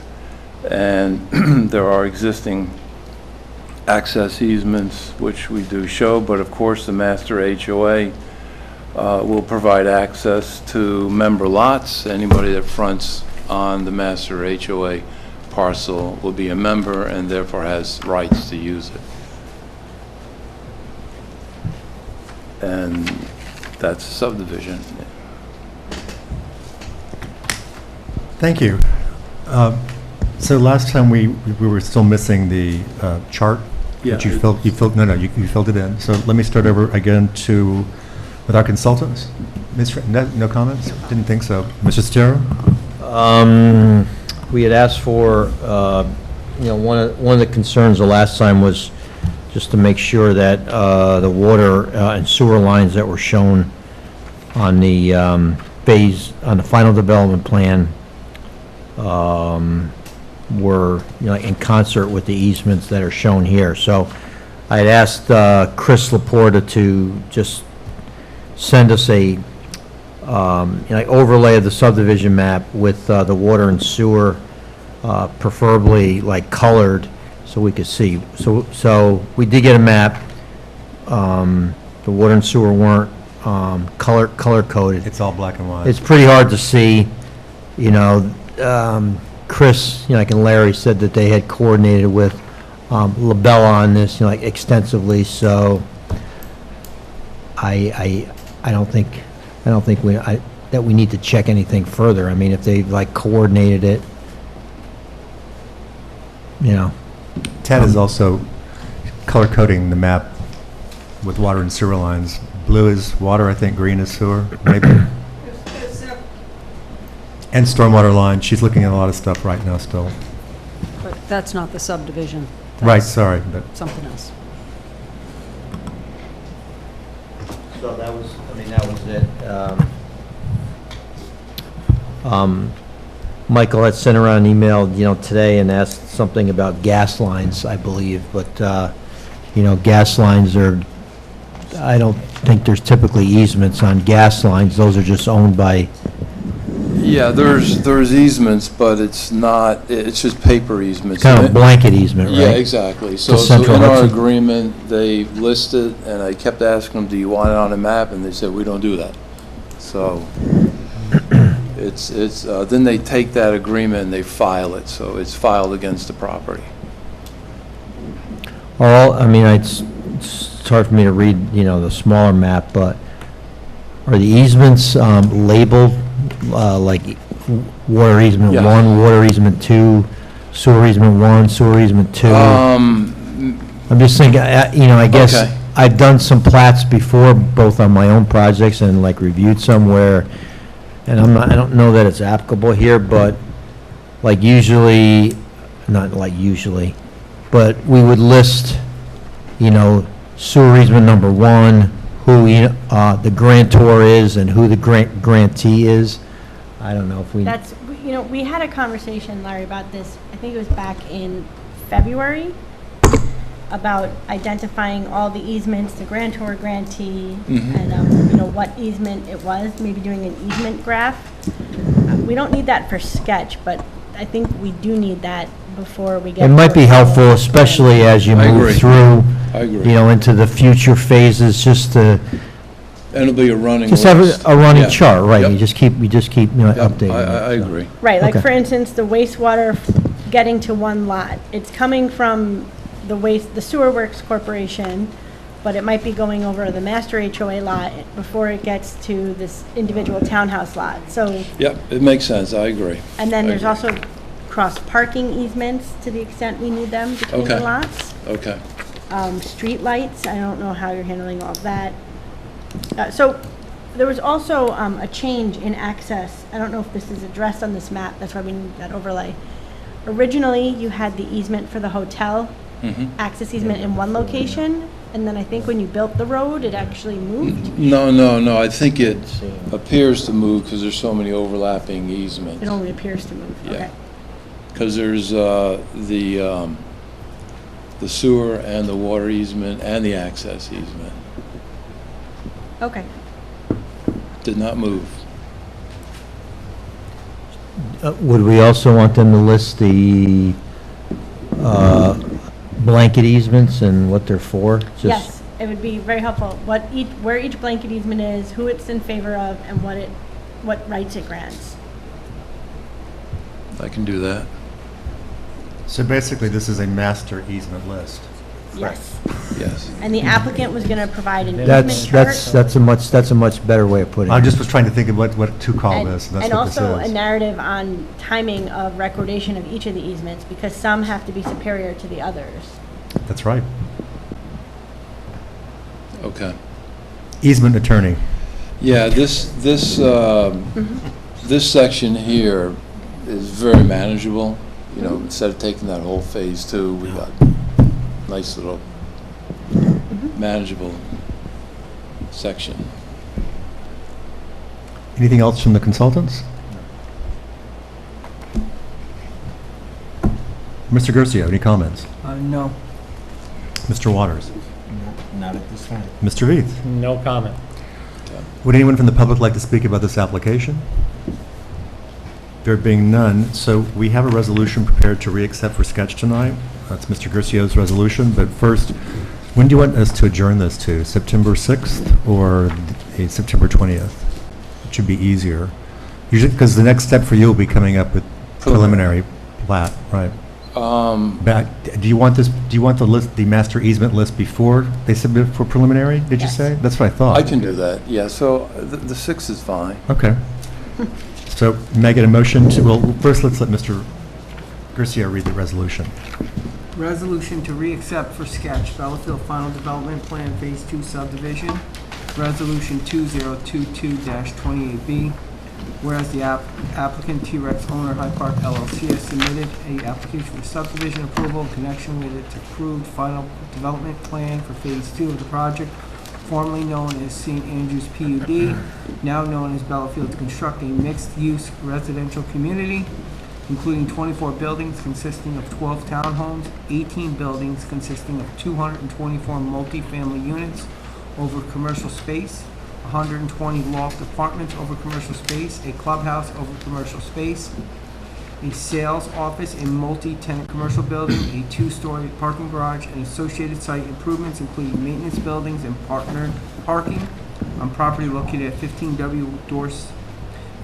West Dorsey Lane, identified as tax parcel 6163-01131-849 in Bellafield Plan Development Zoning District. And whereas,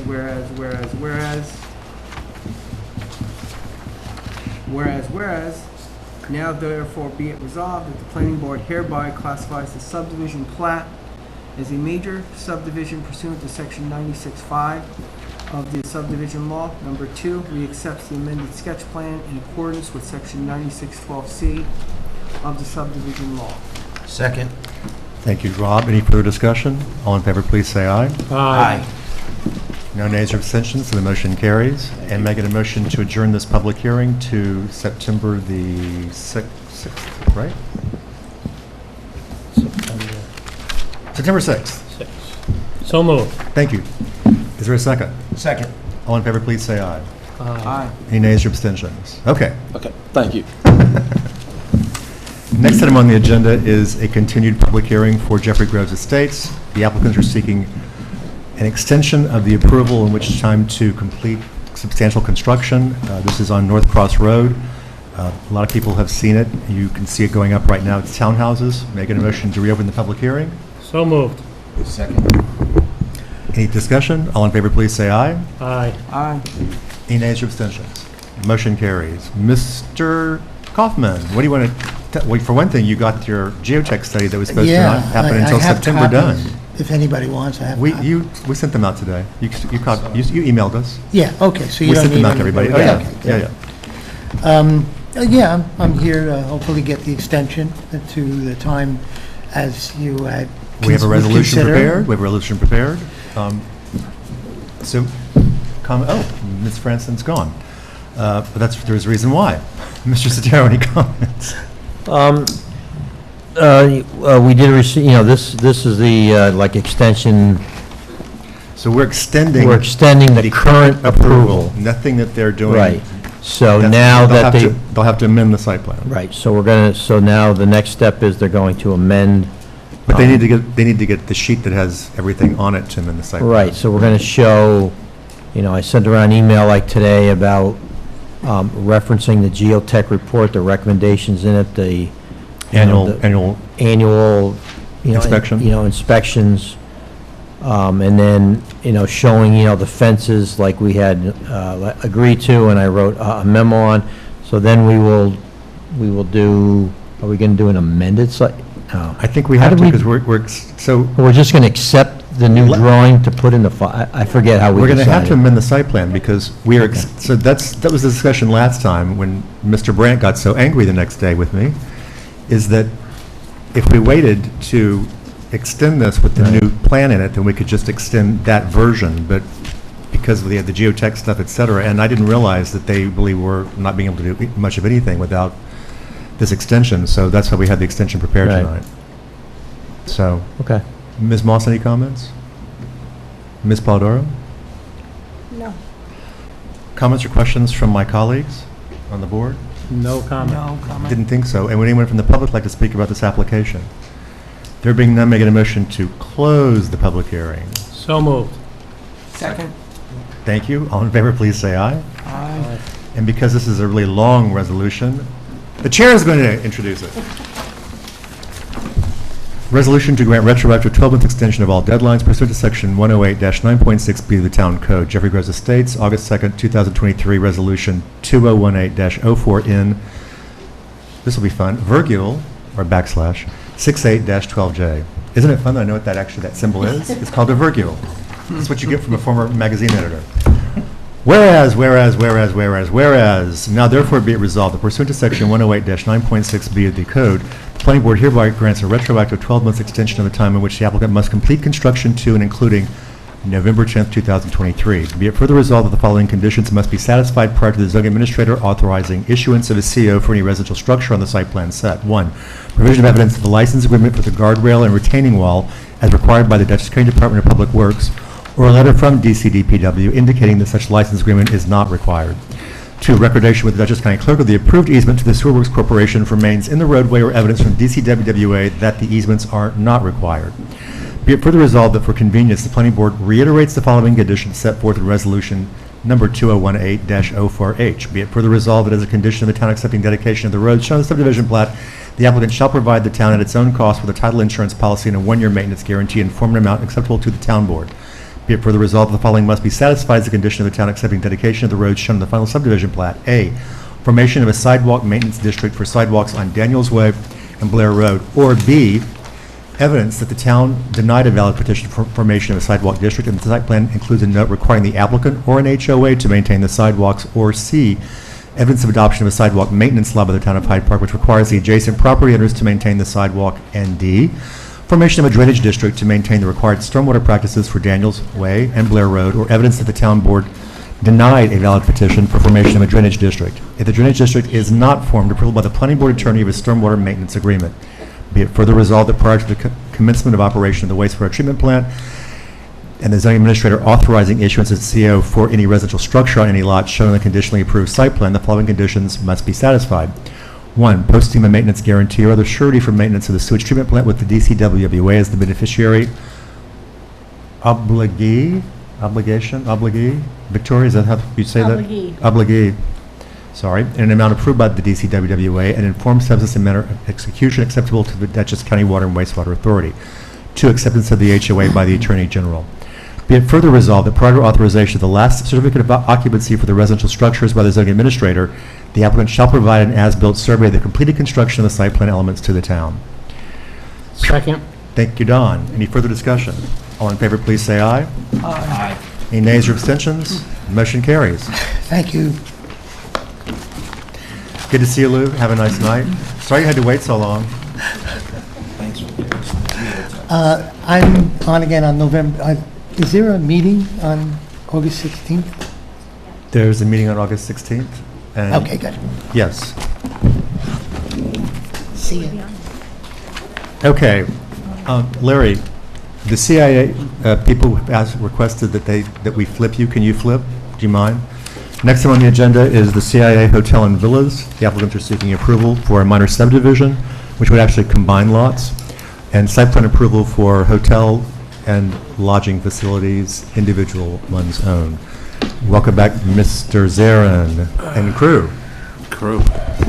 Sorry, you guys had to wait so long as well. So you received... Thank you, Bill. Appreciate it. You received consultants' comment letters, and your ultimate client, I'll call him, Mr. Reynolds, called me up today and said, do I really have to show up? And I said, you don't have to.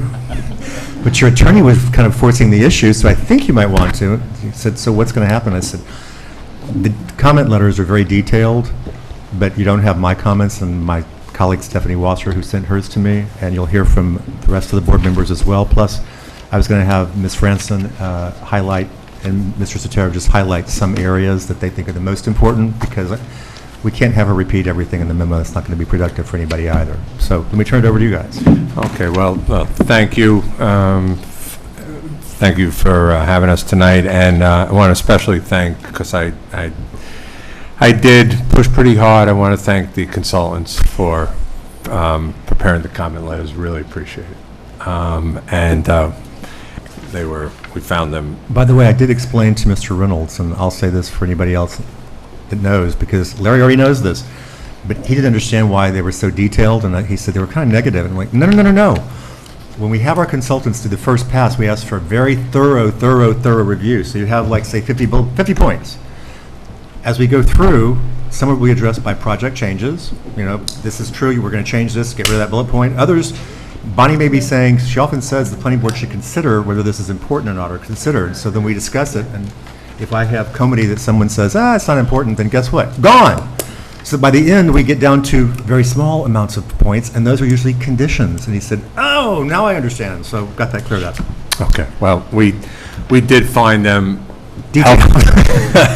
No, we found them helpful, and we found them mostly reasonable comments, and we intend to make a resubmission addressing all the comments. We have a fairly significant amount of revisions to make to some of the drawings. We owe you some geotechnical, we owe you a signage plan, I believe, that we'll prepare. We owe you some more detail and support on the parking. We owe you clarification on some of the programming sizes and locations. We received Pete's comments on the technical and the engineering, so obviously those will require a certain amount of revisions to the drawings and updates to some of the road profiles and alike, and some of the technical information. So we intend to make a fairly robust submission for the 6th, meeting of the 6th. Try to get that to you a couple of days in advance. And we hope to be able to address all or most of the comments in that submission. I have a couple of comments to make now, a couple of responses, Victoria, and then I was going to make a... I was just going to be clear that the deadline for that meeting passed. Yes. Okay. No, September 6th. September 6th. September 6th, right. Okay. That's pretty good. That put us in a bad position for the next meeting, that the deadline already passed.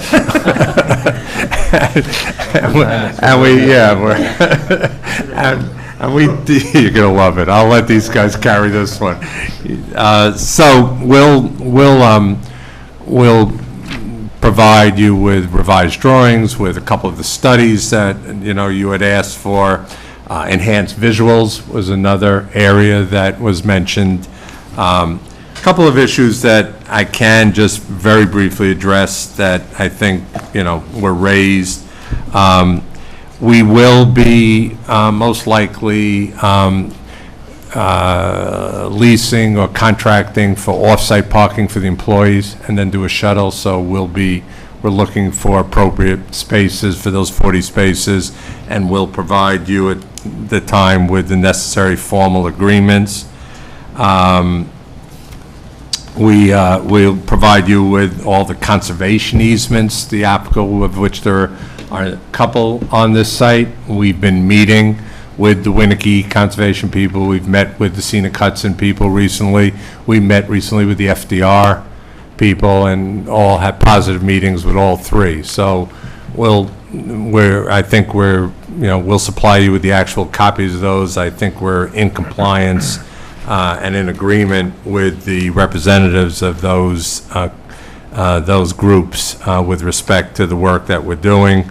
As I mentioned, Brendan worked hard and got us his traffic comments. I thought they were pretty favorable. We'll respond to each of those and do what we need to do on those. So, couple of things, other issues that I want to address. First, there was a comment on zoning and the nature of the buildings, and I just wanted to address that very briefly from the perspective of the definition of lodging facility in your code, and we've been having a number of conversations with Tad and others, is a pretty broad definition. It's lodging facilities and other sleeping accommodations. And For transient guests.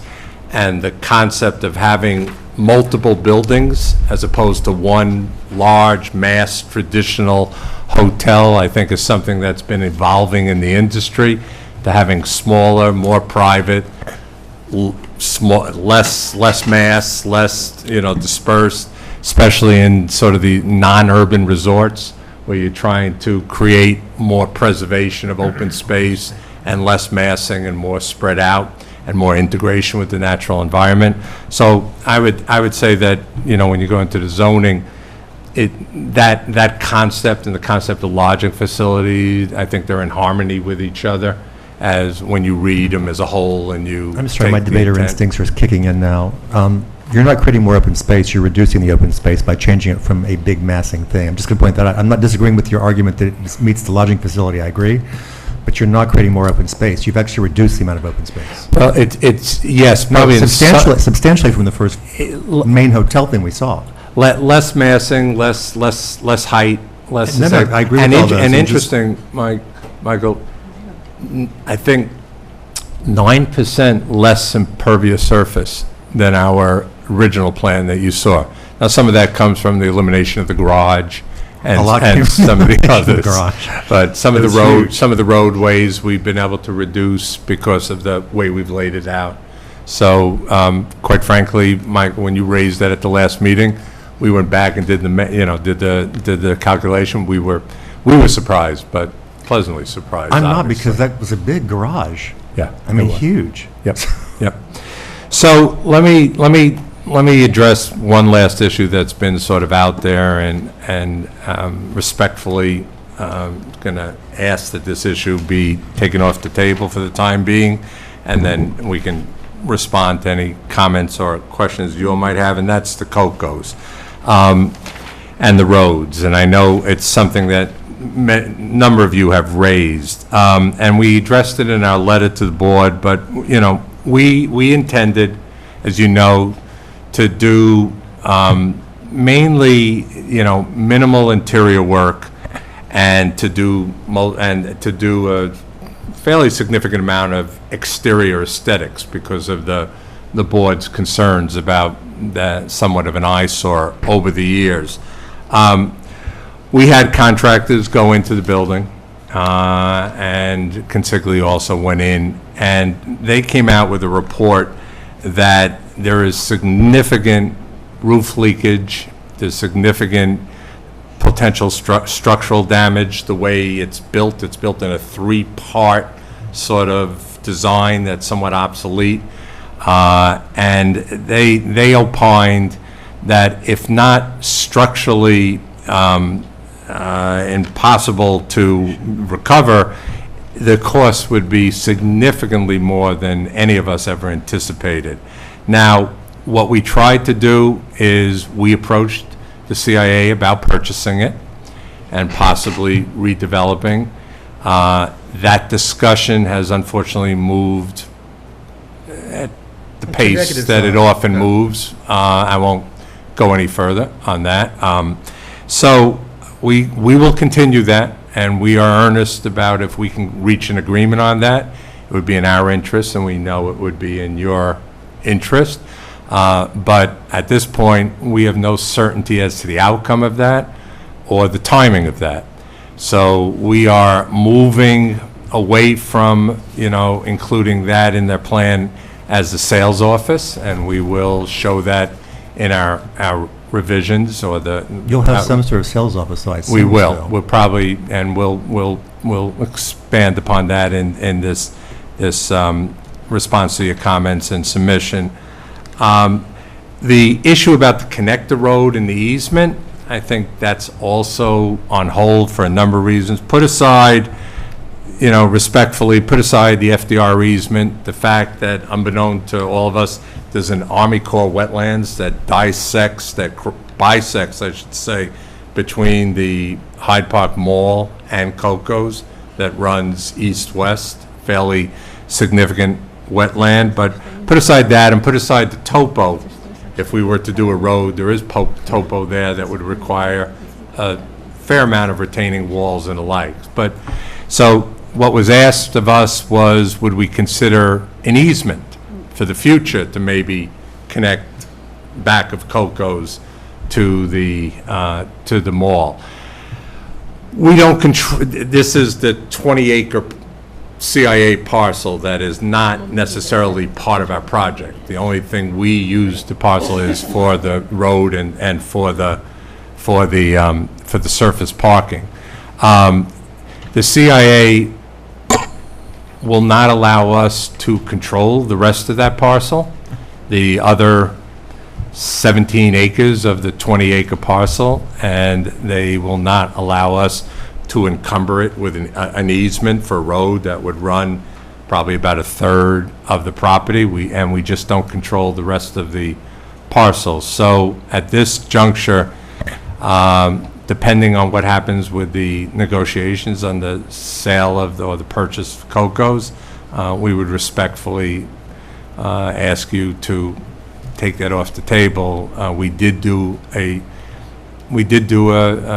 fairly significant investigation of the conditions and the like. If anybody, again, understands the relationship, we just don't control it with the CIA and don't have the ability to encumber their property. And as I said before, you've got the FDR, you've got the Army Corps, you've got Topo, and alike. So we're just going to ask you to take that off the table for now. We hope maybe we can revisit that if circumstances present itself, but it's really not feasible at this time. I just want to say that I believe that you guys are in a rush. So if you're in a rush, you're just slowing the project down. So you need to make a decision, I think. That's my suggestion to you. It's just either abandon COCOs or go ahead and go forward, because we have to have something we can approve. You're aware of this. Well, we can't have an either or. Two sets of site plans. We understand that. At this juncture, Michael, COCOs is not part of the project. That's kind of what I thought. That's what That's, we're moving away from trying to do that. If we had the ability to force the issue, we would. Well, it's also, if it has structural issues, you're going to have to tear it down and rebuild the whole thing, which is not what was in your budget, I'm guessing. Right. We can't hear you without the microphone. No. It also has mold issues. Turn it on, is it on? Mold issues, sorry, I thought you were saying old issues. I was like, Well, it's old and it has mold. Thank you. it's tacky, it's sort of, but it's not really that old. It's not historic, I don't think. So, is it not working, Chris? Nope. Sound like the Verizon guy. Hold it? No, I am hold the mold. No, Hold the mold. I think you have to hold.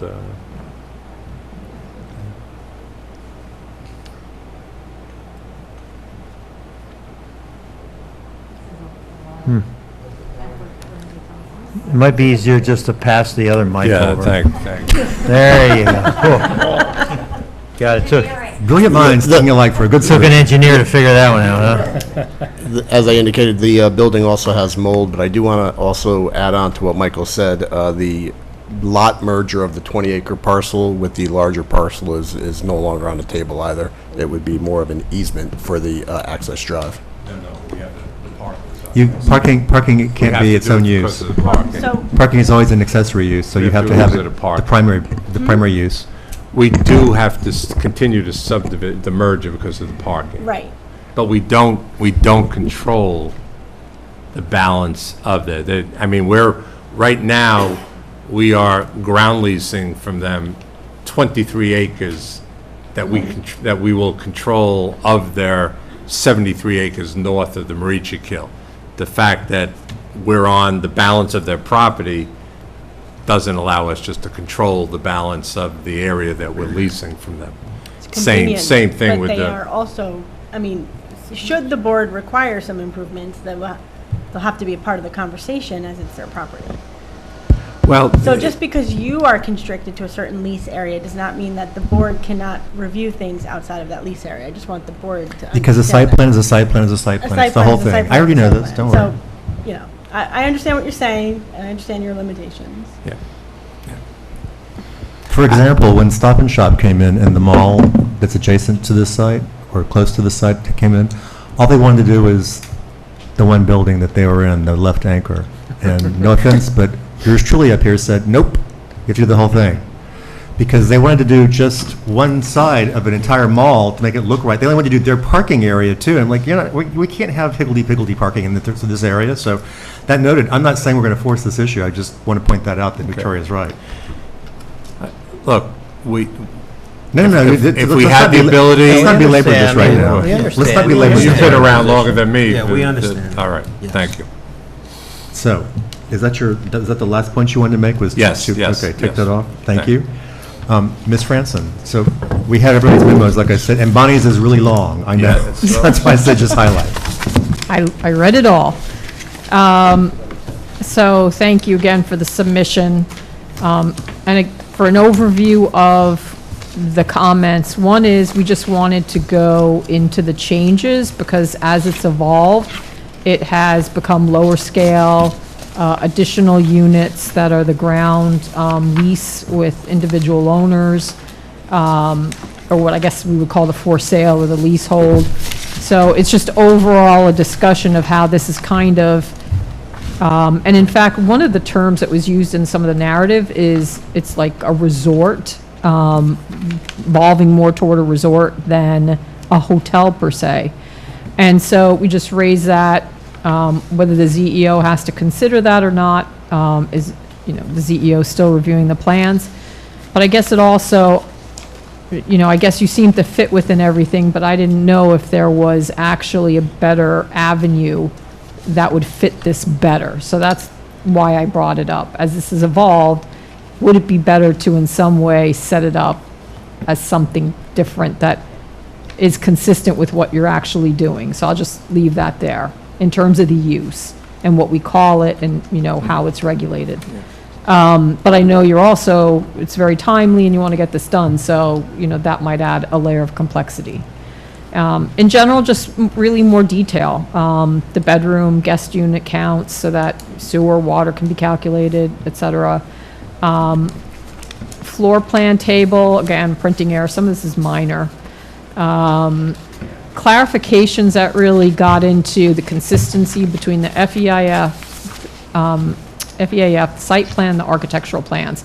The floor area calculations table was a great table to then look at the various components. So I won't go into them, but then it raised a whole series of questions as to, well, what is it? Is the building 7,900 or is it 5,000? And it may just be the way that the table or the site plan was labeled, but again, we just need clarifications on a lot of this. What is the amenity building? There seems to be a little box over by one of the hotel buildings, which isn't labeled. We just want to have a full picture of what all the activities are. Spa, rooftop, covered area, I think we want more detail there because I think then the ZEO would determine, is that a floor, what activities are going up there. I think now we really get a sense of the event lawn, as a gathering space and a focal point, but also what's the space in the oval. I think that's kind of, and maybe it's still being fleshed out, but it'd just be useful to understand those areas. Parking and calculation or circulation, that really again gets to having everything internally consistent and making sure all the numbers are accurate. And then you did mention a formal agreement would be required between NRI and CIA to ensure availability for event parking.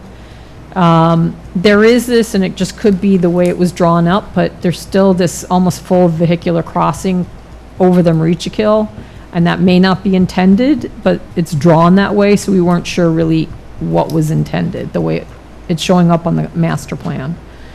Conservation easements, you indicated you would provide those, and that's useful because we just want to make sure the trails and their surfacing fits whatever those restrictions are. Event venue, I think just I'd like to understand programmatically, when you say events, what are you thinking of? Because a lot of the events have been portrayed as things that the resort people would be utilizing, but if there are people who will be coming from the outside to those events that aren't necessarily resort, staying there. A wedding.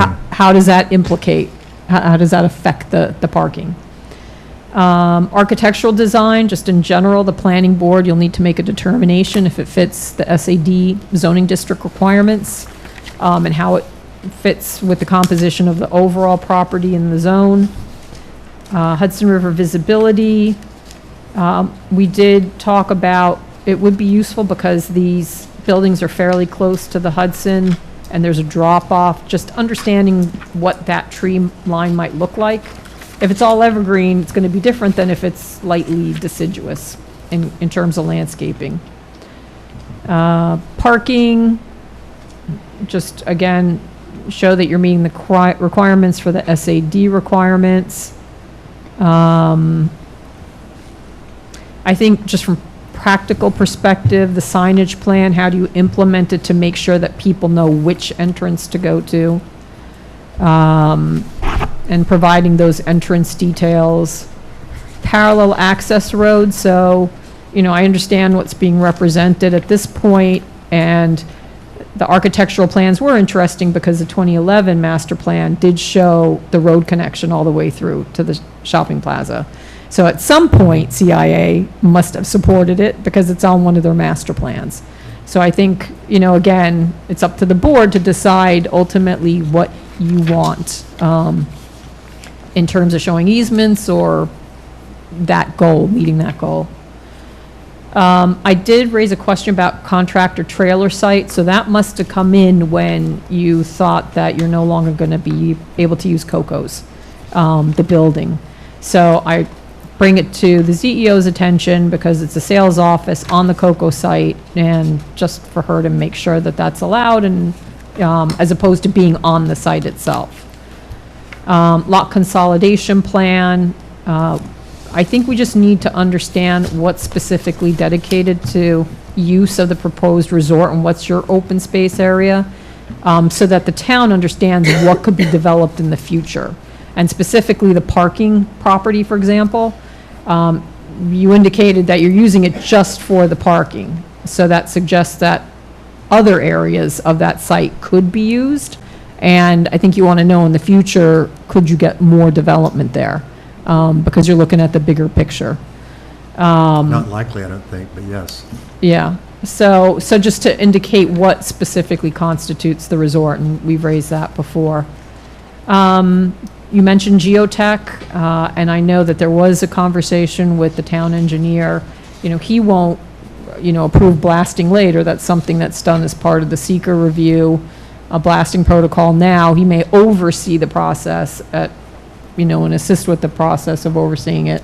But, the specifics of it are going to be provided now as part of the seeker and planning board review. Just phasing, I think a little bit more explanation as to the phasing and specifically regard to the villas, because are you grading out the whole site still, but then you'll, as people buy their leaseholds, they'll design their own homes and have like a design guideline? We figured that out book? though, because the implication was that they would be constructed after they were sold, and we didn't see enough elevation. I didn't know if there'd be 2 choices, 3 choices, just a single Right. choice. Right, Exactly. right. Because if this is site-specific, we assume that all the buildings, we should be seeing, the elevations and everything. But if you're proposing to do something that's more as you sell them, what happens with those villas? Will there be a set of models, or will There'd have they to be. customize them? No, there'd have to be, because this is not a residence where you get to have the residents choose whatever they want, because it's a site plan, commercial. Yeah, we're pretty much formulating that, and Okay. it's getting The clearer board and clearer, has so done this we'll before. respond to The board has that. done this before when we've had multifamily, so that we even did this at Bellafield. We said, if you can provide a range of options that we can now approve in advance, so they can be, the fence can look like this can look like this can look like this, and they can choose. As long as the board has reviewed them and has accepted all 3, then they get to choose those 3. If they want something else, they've got to come back themselves and amend the site plan, so, but it can be done easily. Just clarification purposes, most likely there will be pre-designated models That's- that we're, Makes it and easier, there more will be predictable for- designated general contractors, and that will be our sort of, not necessarily an NRI affiliate, but someone we've contracted with, or. Sure. So, but we'll Okay. clarify that in our submission. Great. And then again, just to a legitimate understand, question. then the site prep related to those How the buildings, phasing because if would you have to, Sure, sure. right. Well, we've had to have cross-access grading easements before, because if you're not going to grade it all out at one time, and it's going to be based on when it's sold, and Yep. But somebody they're not who's adjacent. separate lots. Oh, that's right, these are not separate lots. I keep forgetting this is just No. one lot. Never mind. No. That's right. No, but will it be prepped, so you may see the land already graded out, but then the house, the villas, I keep calling houses, the The answer villas is will probably be. yes, Brian. Yeah, That 'cause it probably makes more All the sense. infrastructure will be built out. They'll all be stubbed out, all the utilities, all the grading. That make And more as- sense. It make Yeah. more sense. Then as they come in, Then you'll- they'll get. You further it. You'll close on them, they'll pick a model of closing, they'll have a construction agreement, and Okay. then we'll do, we'll manage the construction. So again, I don't want to, you have all of these, again, we talked about specific building elevations, floor plans, which will be approved now. And a lot of these are just operational, how do things work? We had various FEAF comments about, and it relates to the engineering, I think it said 1,000 tons of material will be removed. Is there any cut and fill needed? Are you going to be exporting? Where from a construction perspective is all this activity, occurring? I know I guess, are you looking for jurisdictional determinations or? We have submitted for a JD. Okay. For the project, and we've also initiated the permit process for the wetland disturbance as well. Okay. Yeah, I was just curious if you had started that, because I think the prior submission, you were still waiting for something, so nothing yet. Okay. Are they issuing JDs right now, or are they waiting for guidance? I shouldn't laugh at that, but it is kind of funny because we don't really know what's going on after The- the most the- recent decision. The Are only there still resp- federal wetlands? I'm not sure.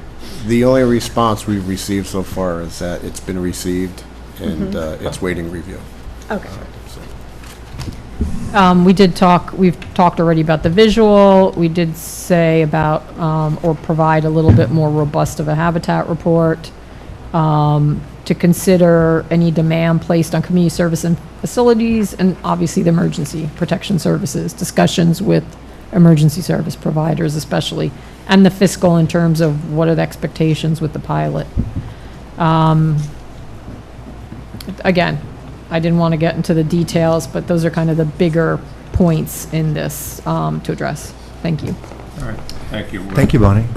Ms. Moss, any comments on this? Okay, Mr. Sotero? Well, I think before you make your next, submission that, Chris, we should probably just have a call, go over some of our comments, like agree or not agree on, what you're going to do on the next round to try to save some time when you do these. So, we can set that up, and I don't know if Tad, we'll invite Tad, and if anybody from the planning board wants, to sit in, so we can do that. I appreciate that.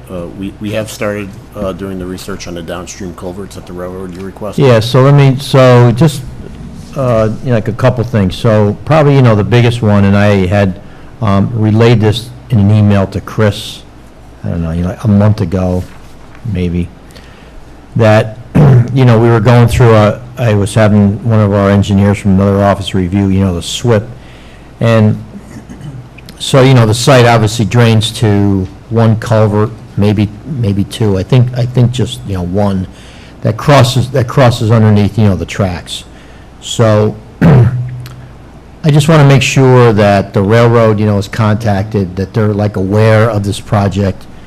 I read back through my comment letter, and I kind of laughed. I said, well, we should make sure that the railroad, that, the culvert is in good structural, condition. And then I thought about it, I said, well, there's trains that go over this every single day, and I'm sure they have a pretty good inspection, program, but, still, we want to make sure. They didn't ever inspect the bridges that were on top of them, just pointing that out. That could have collapsed at any point in time. That's right.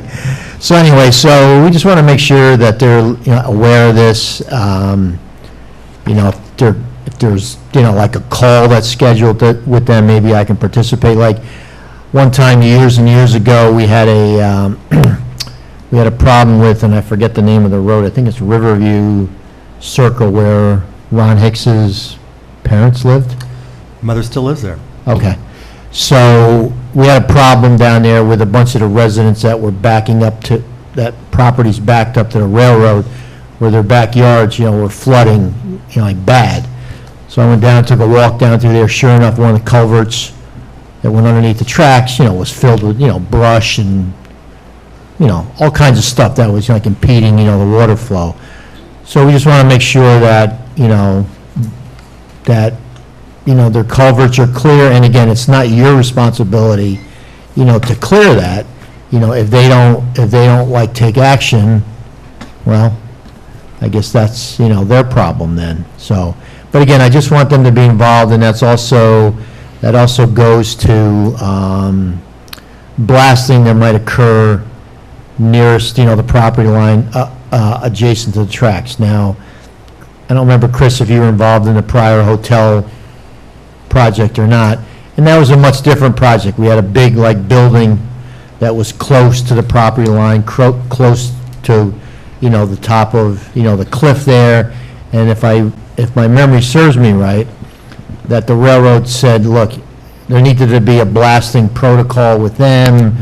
They need to have, monitors down on the tracks. It was pretty involved. Now, here I think there's just some villas that are down in that area. But again, I want them to be aware of the project, know what's going on.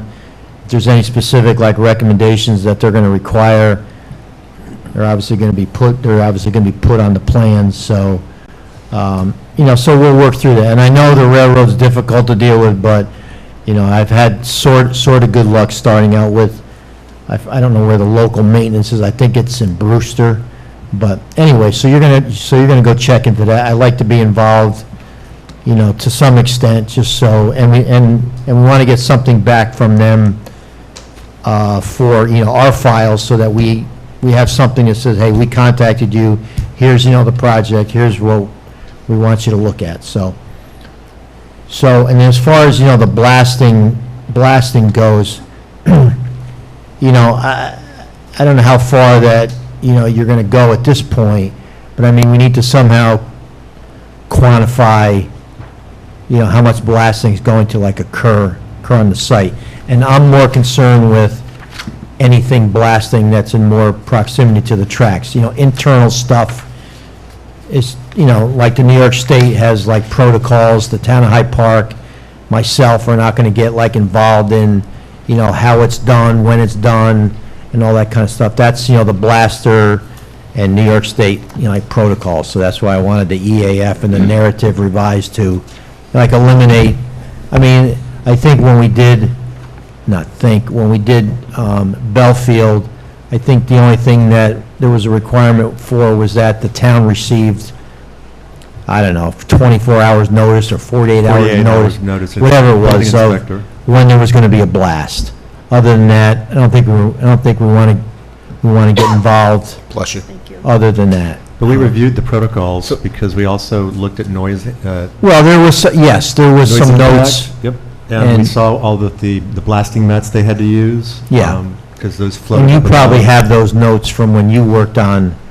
We've got a very robust blasting schedule within the EAF that we presented here. We did refer to maybe we can put that on the plan or something like that, and just. Yeah, we can expand upon the plan because the plan refers to the EAF. But so I just want to clarify.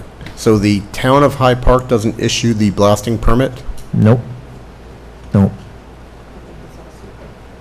Huh? Is it seeker related? Usually it's evolved through. Blasting is seeker related. That's why we want the geotech information done early so that if you have to blast or not.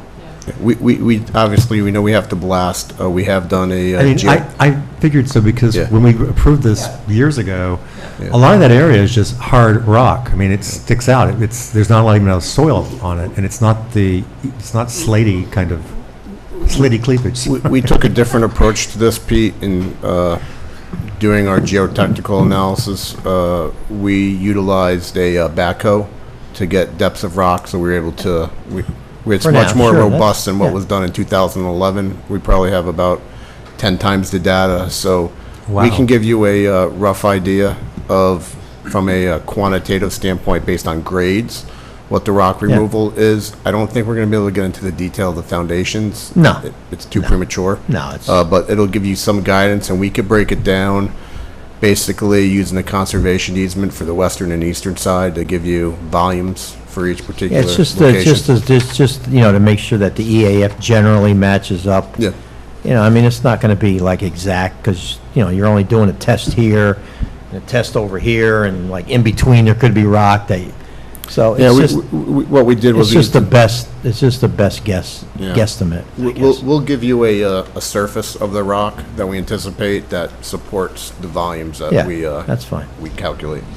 So those were the two major items, and, you know, like Michael, I understand about, you know, the COCOS thing and all that, you know, it's my job, you know, to bring it up. Has been an ongoing, you know, planning, you know, issue when we did, you know, the plaza, and so I understand, you know, the constraints, and, you know, even in, you know, I would still like to see if we can think about trying to get the adjacent plaza somehow, like, hooked in. I mean, making left turns, as we all like know, out of any of those like driveways through Is not that easy. plaza during, yeah, I mean, even if it's not during like peak hours, is pretty much like impossible. And I know that presents legal issues, you know, agreements, blah, blah, blah, blah, blah, but I understand what you're saying, so we can discuss that a little further, but, Thank you, Pete. so I think that's it for me. Ms. Polidoro, any comments? I do have a few. Let's see. First, the stream corridor issue. I think in your cover letter you called it a waiver, but it's actually a variance, an area variance from the Zoning Board of Appeals. That's right, yeah. And you have several spots on the plans where either the building is close or you're going to have to encroach through grading because you're right up against it. So keep that in mind because you will need individual area variances for every encroachment into that stream corridor, and the zoning board is tough. They're a tough board. Second, you mentioned a parking lease earlier, potentially, and, you know, obviously, we would want to see a very long-term lease for the life of the project, or an easement, a lease that's going to be, you know, cancelable after a year or two isn't going to be sufficient to satisfy the board. Parking is a big concern for this project. Bonnie touched on a lot of issues about reviewing the conservation easements and all the other constraints on the property. And then the phasing plans. I think you guys should have a discussion with Tad about what should be on each phasing plan. Right now, you have a plan that shows the phasing all on one sheet, but you may need to have different sheets, a sheet for each phase, so that you can get your building permits and COs when you're ready to do that. Thank you for that one, because that was one of my comments. Woohoo! Done. Those were the only ones I need to call out that were different than Bonnie's and Pete's. Okay, Mr. Veith, I'm going to start with you again. Any comments? Not really. I'm just a pro for the easement behind Coco's to connect into that plaza. Something I did 16 years ago, and we really pushed to get all that traffic off of the Route 9 and, you know, get it funneled in. So if there's anything you can do, definitely help. We're trying. It doesn't, you know, we did some studies, it doesn't take as much traffic would come through that. And so it probably wouldn't have as significant an impact as, but we are trying. We just. Because when I leave Giggles, boy, I have some time going north, I'm telling you. No, I know the, all right. Don, was this covered in the Route 9 Albany corridor study? Yes, it was. It went this Yes, far, it that's was. what I thought. That's right. There's an adopted document that we have with the DOT that calls for us to try to have those roads that would parallel to take the local traffic off the roads. Whether it's significant or not, it's just called for in that report. I remember that, so thank you, Don. Yep. Mr. Waters, I know you have significant comments. Yeah, well, I made a whole bunch of notes, but for me to go through them all in detail, it just, so I'm gonna leave you with my copy, and you could Or type share that. it whoever needs it, but basically it's things, details, you know, like details of measurements, dimensions, heights, of structures. The greenhouse is talked about, but there's no, there's a nice picture of it, but what is it really going to be? What's the footprint? The gate, the gate is I think it falls into Tad's thing with the boulder with is that considered one structure? Is it the square footage considered as one thing? Just little things, but it's all in here. I went through the Cocos thing. I wish I had known I didn't have to do that. but now it's here. You can look at it because I think there's some pretty good thoughts about it, but I understood right from the beginning certain restrictions that you might have with that. But so everything is, like I said, I'll leave this with you. Don't mind the grammar. Don't correct me in anything. It's my thoughts. I didn't edit it, in other words. From my brain to the paper, so, as I'm We typing. just want what's in your brain. Okay, so, and it's pretty detailed because it talks about earth berm structures, it talks about bioswales, things like that. Things that I think could really enhance the project overall if they could be engineered to be done. All right. So, Appreciate putting Yep. time into it. Yep, So you're definitely. Yep. Thanks. It's a good board, I promise. I don't mind it. Mr. Garcia, comments? None at this time. Yeah, he's going to give it to us. Okay, let me start then with Ms. Wasser, who's not here tonight, but gave me some comments. So, and this is something that I caught as well. You messed up your parking numbers between your EAF and your narrative. She got confused by it, but in essence, it's one of my comments. Let me find mine. And that is that in the, hold on. You refer to, there it is. You get to a 288 total, including the 70 spaces on the main campus of the CIA, and that would include the 3% reduction. But in the FEAF on page 7, D2J, you show the parking now as 118, not 218 on site. So that's why she got confused. But you have 218 on site plus the 70 in the CIA campus equals your 288. So you'll need to correct the EAF, the FEAF, because you have wrong numbers in it for parking. Well, we get the parking, we'll go through those numbers to make sure, but the parking remember, it has the surface parking, then we have 2 spaces for every villa. I know how to add, no offense. Okay. One more time, you would be adding, it's your total number of parking in the FEAF that should be included, which would have the 2 spaces per villa, I believe. Right. You don't have those in there. Thank you, Michael. You're welcome. Well, no, Stephanie picked it up as well. We didn't discuss that. Then she thinks that your request for reduced parking is too aggressive, unless they want to create banked parking or lawn parking for events. The hotel, restaurant, and event barn alone contain 235 seats plus a 30-seat bar. They mentioned the potential shared parking with the CIA, but they also mentioned additional parking needed for the employees. So she's just thinking about whether you can put all the, if you're going to do employee parking off-site, that some of that is obviated, but she wants to make sure that you understand that you might even still not have enough parking, according to what she's thinking about. Then she's concerned about how the blasting sound will travel across the river. See if there's any attenuation that could be done because of someone who lives on the river, like Tad. We hear the train across the river far more than we do the one that's right below our houses, because it's just the way that the nature of the sound travels.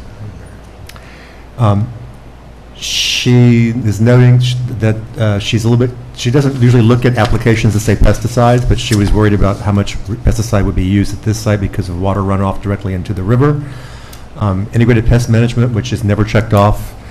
For people who don't know what that means, it's just a variety of different techniques to control pests and nuisances. It involves usually lower uses of pesticide.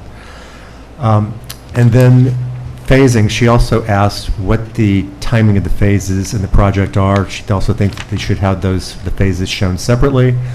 And then last, she asked if you were going for a pilot, which is already answered because yes, you are. Then, for me, my comments, and I can send these to you, some of these are just, I'm not going to read them, some of them are just sort of making sure that we all understand the project. So the hotel you referred to as having 18 units plus 23 hotel villa units, and the hotel villa units can have 1 or 2 bedrooms, so you have a total of 41 hotel units. Then you also have 3 buildings that have an additional 18 hotel units, so for a total of 59 hotel units, but I think it would be helpful if we knew the number of keys that are involved in those hotel units rather than using the term hotel unit.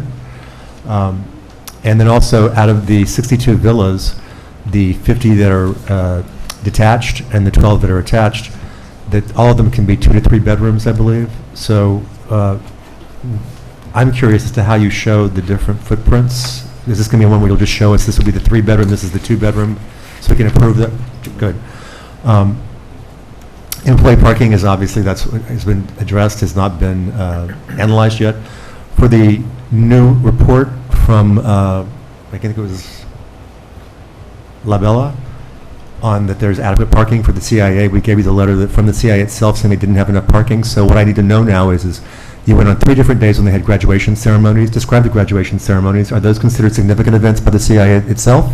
Because they have graduations there every 3 weeks and they're kind of small. Just pointing that out. Or they can be. If you're in the full 4-year program, then you have regular graduations every year. But the dates on those look like they were there every 3 weeks. And as I said, those are usually small because they're small cohorts.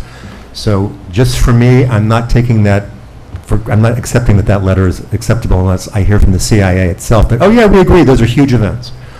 The area of disturbance is 31.22 acres out of 73.3, but you have a different number listed elsewhere. The owned villas will rent for 65% of the year, which I believe that was worked out with TAD to kind of make that a lodging facility. The parking areas, we've kind of all discussed that.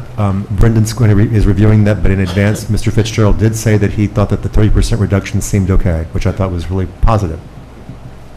The restaurant, all 110 seats will use valet parking, and this is open to the public, as well as, that's the 30% credit you got for being guests there using it, but I assume this will be open to the public, so all of us can go there, right? Yes. Because we want this to be a success, and I want to eat there. So we want to make sure that I asked Brendan to make sure that looked at what the capacity was for the surface parking for if we had, say, a lot more people from Hyde Park or other areas coming here. The blasting protocol, I think, as we've already discussed, that needs to be created now. And there is a floodplain development permit required across the Marici Kill. I believe you addressed that. I had in here, is Coco's going to be connecting to the 4th Ward sewer improvement area, but that looks like it might be taken off the table.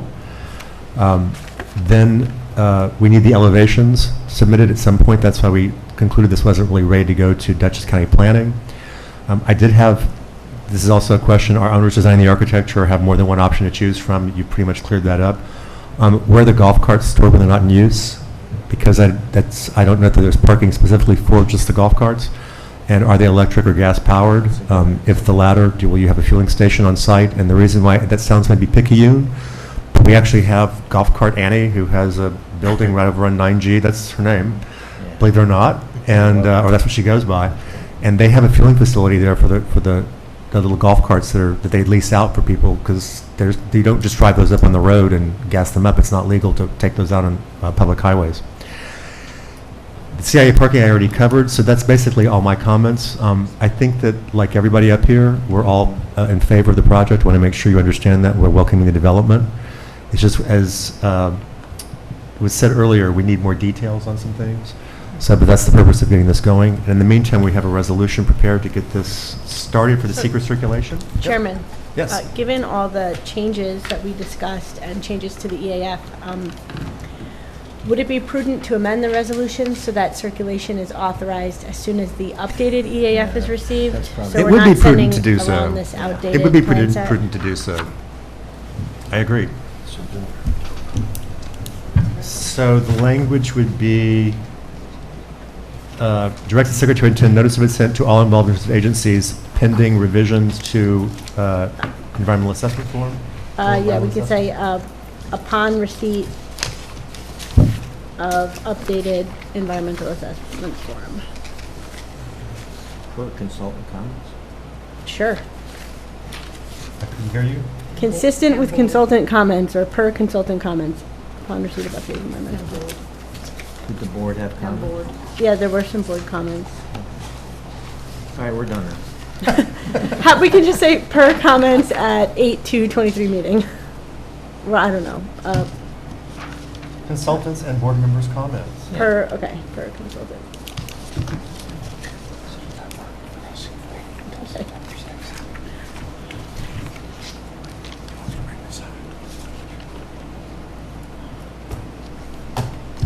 You may not be able to read this hand scratch. That's what a board does. If you want, I can read, I can read the resolution if you want. No, it's okay. Okay. I'll give it a shot. Let's see. Yeah, there it is. Okay.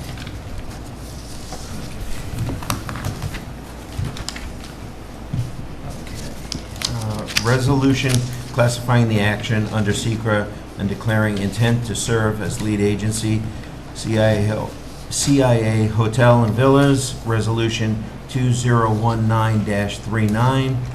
Whereas, now therefore be it resolved that the planning board hereby, 1, classifies the project as a type 1 action under SECRA, 2, declares its intent to serve as lead agency in a coordinated review of the project, and directs its secretary to send a notice of its intent to all involved and interested agencies upon receipt of updated FEAF consistent with consultants and board members' comments. Is there a second? Second. Thank you. Any further discussion? All in favor, please say aye. Aye. Any nays or abstention? Motion carries. Let me just go through for the record And, all the agencies. yeah, we're adding CAC and Roosevelt Fire. Roosevelt Fire's going back on. CAC. And CAC. And who? Roosevelt Fire, it's in the Hyde Roosevelt Fire Fire. District, but Roosevelt Fire District sent us a letter in 2022. Yep. So they clearly want to. So the involved interested agencies are the Department of Environmental Conservation, the State Department of Transportation, New York Office of Parks, Recreation, and Historic Preservation, Dutchess County Department of Behavioral and Community Health, Dutchess County Department of Public Works, Dutchess County IDA, Dutchess County Water and Wastewater Authority, Town of Poughkeepsie Public Works Department, City of Poughkeepsie Public Works Department, Hyde Park Fire District, Town of Hyde Park Zoning Board of Appeals, CSX, which owns the tracks, Amtrak, Scenic Hudson, Winnicke Land Trust, the National Park Service, the Hyde Parks Conservation Advisory Council, and Roosevelt Fire Department. That takes care of it all. So that's 1, 2, 3, 4, 5, 6, 7, 8, 18. That's a lot. We already talked to the applicant. They are going to assist the town by providing unsealed envelopes with application packages and pre-stamped, so that Thank you, we can applicants. just put the letters in and. This is going to make seal our them. secretary very happy to hear, Yeah. I'm guessing. Oh. So, Yes? did you vote? You vote yet? He was already. Yes, all Okay. ayes. Okay, want to raise before we go, thank you, for tree survey. We are, as you know, going to be removing, fair amount of trees, and it's a large site. We're The not town sure- policy has been to not allow development that would be, or to allow clearing that's related to proposed development that's not approved yet. No, Michael, I'm trying to understand it's tree survey, what type of tree survey, in light of the amount of trees we are removing. Obviously, we need to provide you with a landscaping plan showing what trees we will be replacing and so forth, but we're hoping that we don't have to go out. and- We've never had, we've always, Tad? Hey, Dad. Hi. I'm just wondering if there are trees that are within easements or view sheds. You talked about Winnicke or, I forget who the other one was. Can't hear you. That maybe any trees that are within easements, view sheds or Winnicke area, and maybe along the cliff. You might want to know where those trees are and how many are coming out. They cannot take any of the trees down off the cliff. There's a Scenic Hudson 100-foot Well, that's conservation easement. what I'm saying. Is Yeah, that we that can't, needs- and we can't do the Winnicke either. I know, that's, I'm not understanding why you'd want to do a tree survey in areas where they can't touch. So next, I don't know, maybe not.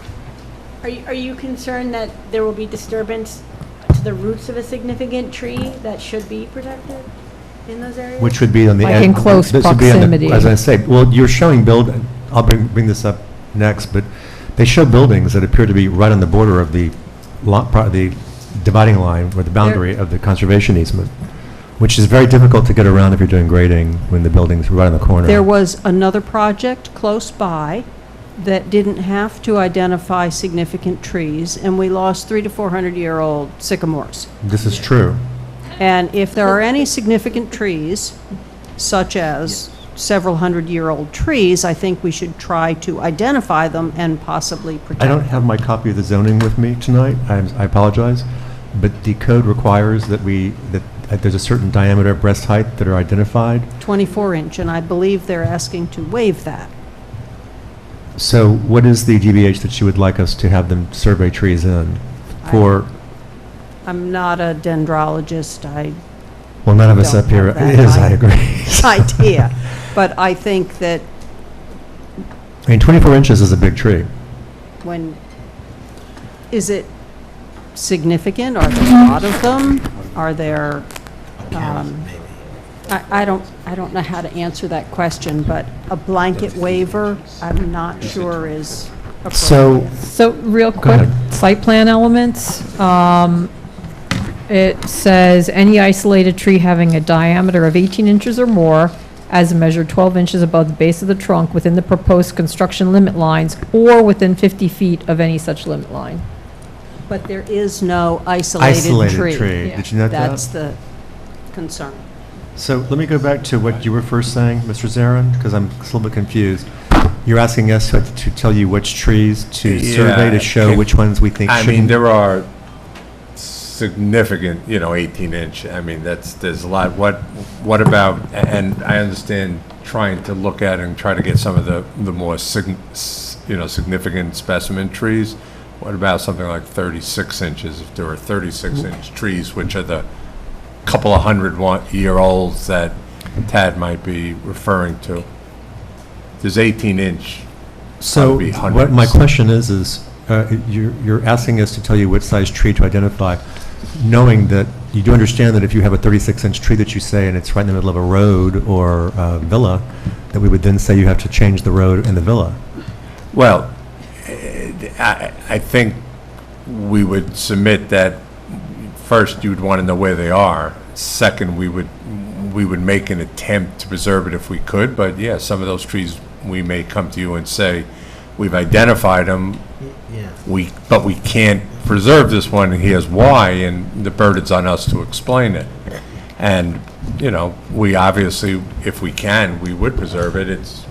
That's Well, it's an grand, aesthetic, and it's an aesthetic enhancement for you to have old growth trees on your site. Otherwise, it's going to look like I'm just walked into Barbie That's what I'm land. saying. We would want I just need the we pink want outfit. I mean, 'cause this to be all brand new and empty. So you want to have some of those, but you also are preserving some areas of open space and through there where you shouldn't be actually. And you've got Winnicke's conservation easement right smack dab in the middle of the We can't site, touch. We can't which you touch. can't touch. That's what I'm saying. So let me ask the board, is this something that you guys, I'm not trying to say that we should just, because we're going to have development, we should just say, lose the trees.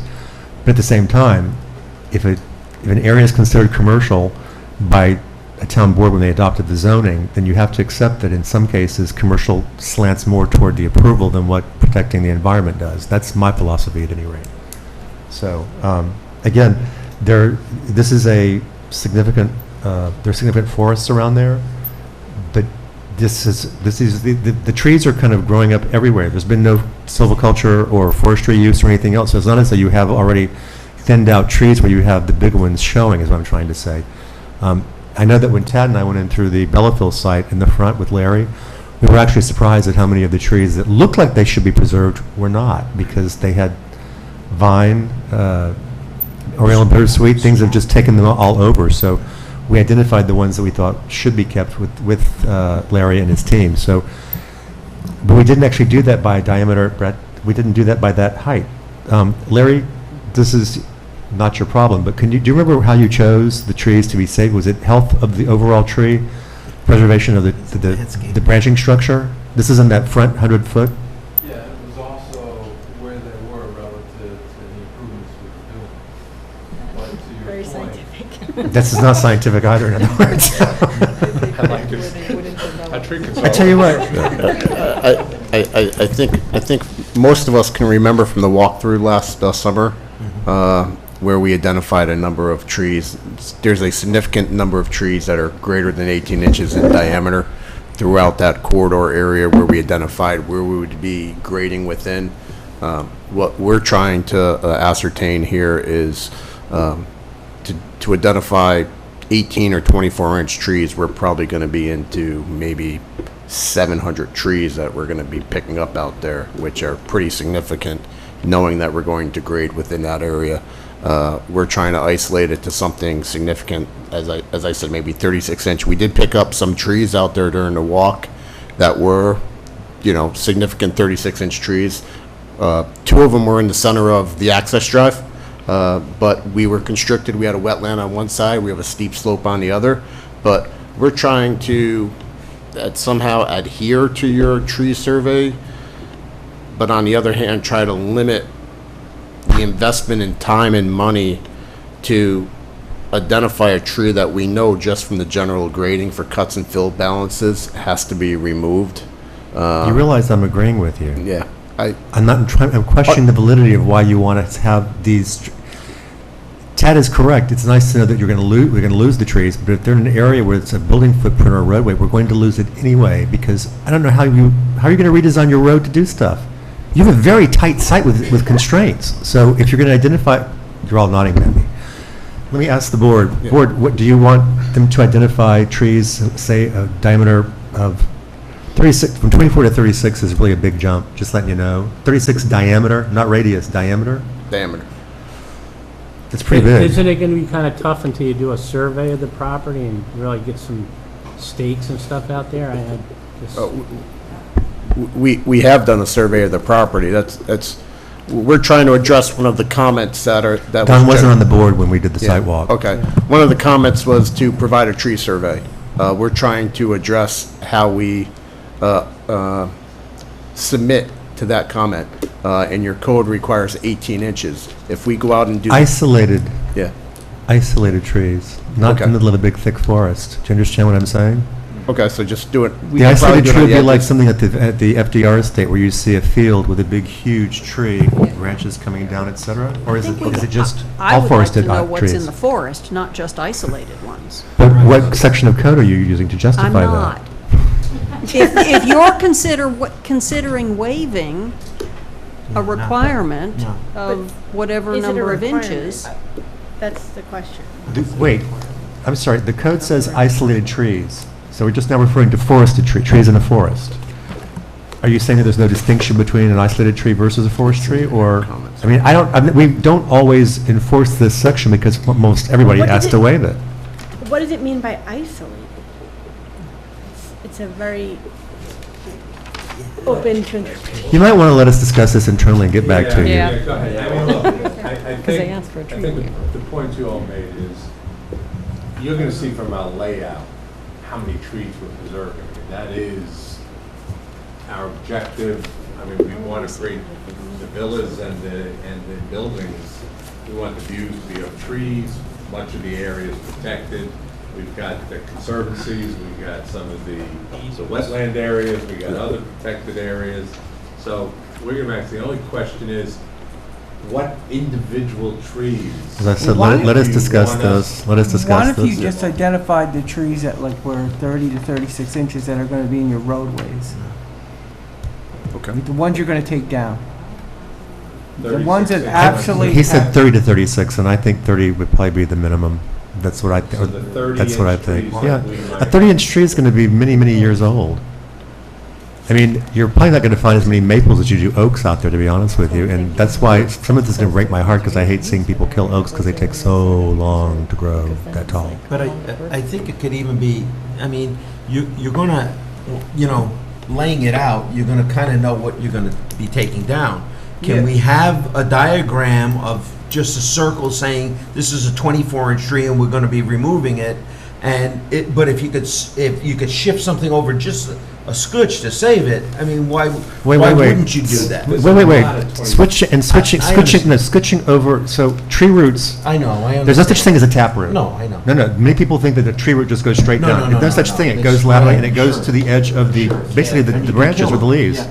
So if you do too much damage to the, even if you move, you have to kind of significantly move away, in other words, from the closeness of the tree roots. Otherwise, you're going to damage them. Okay, so I'm not saying that, but we would like to know, I think there's a lot of people here are interested in that site because of what it lends to the environment, you know, so I understand you're gonna try to maintain it, because why would you strip the whole thing out and build something and then say, look at this beautiful desert, you know, or rock crop? Maybe something that would be beneficial is if a map could be created, because you have the conservation easement areas, right, that you can't cut. And then you have some archaeological sites, I think, that They stay completely that away you from can't cut. Correct. So, and you have the wetlands, so if you kind of shade that out, what's left? So if we did we presented an aerial that showed the vegetation in those particular areas, and then where our development is kind of like a colored rendering. Yeah. That would give you a representation of what we would maintain. I think that's fair. Yeah, and then if there's a tree survey that you want to do after seeing those areas, I think there can be more discussion. Yeah, but That's what we're gonna See do. the canopy. That's what we're gonna do. But Yeah, let's just start with that. something more than just like, leave it to your discretion to, Yeah, so that reminds me, the visual impact study that you presented that used the old receptor points, that was for a different project. It was for a 5-story hotel on one location. You've spread out all over the place now, so I think we have to look at different receptor points, including maybe the hotel across from this site. Whether that's impacted because that's a public space, we tend to look at public views. I don't think that you're going to be seeing anything from Route 9, but we should somehow know that. Also, the balloon test was done without notice. I'm right? sorry? The balloon test that was done? Did we From get across notice the that was river? being done? We didn't, We did a balloon test. I From know. FDR and from across. We did from FDR. she's saying that it wasn't weren't publicly noticed, it notified. wasn't publicly noticed. So, We normally publicly notice the balloon test, and the board is given the opportunity to go out, and these board members actually go out and they observe the balloon being flown from different points, locations. So my question was, you know, since this has to be redone, do we want to redo the balloon test as well, or do you only want them to redo the visuals? wait, But I think the difference was before, it was the hotel along the water. right. Here now, it's villas that might be closer and the parking lot that's closer to, So the you know, balloon might be less Route 9. So, right, the balloon may be less important, but you want to have a sense of what's visible from. Correct. Route 9. That's what I was Route trying 9, to yeah. say, is I'm Yeah. not sure it requires a balloon test, because these are all lower in height now. The test that you ran was appropriate for what the first hotel was that Mr. Reynolds showed us 4 years ago, but that's not what you're proposing at all now. Everything's lower level, so. But it's also, even the photos, by the way, they were so murky, I couldn't see, That's what. as we say, doodly squat in the south, sorry. It was the grain of the image. Yeah, it was grainy. Plus, you're also, by superimposing the photographs where they are now, you're implying that that tree line's going to stay just as it is along the river, but you've already said to us that you're going to try to limb up things for Scenic Hudson, with Scenic Hudson's permission, to try to show more of a view of the water. Because your biggest amenity to stay there isn't just the food and the culinary connection, it's also, you're on the river. Do you know, I just want to let the applicant know that this board does sometimes hold offline meetings, and if you need one to potentially discuss Yeah.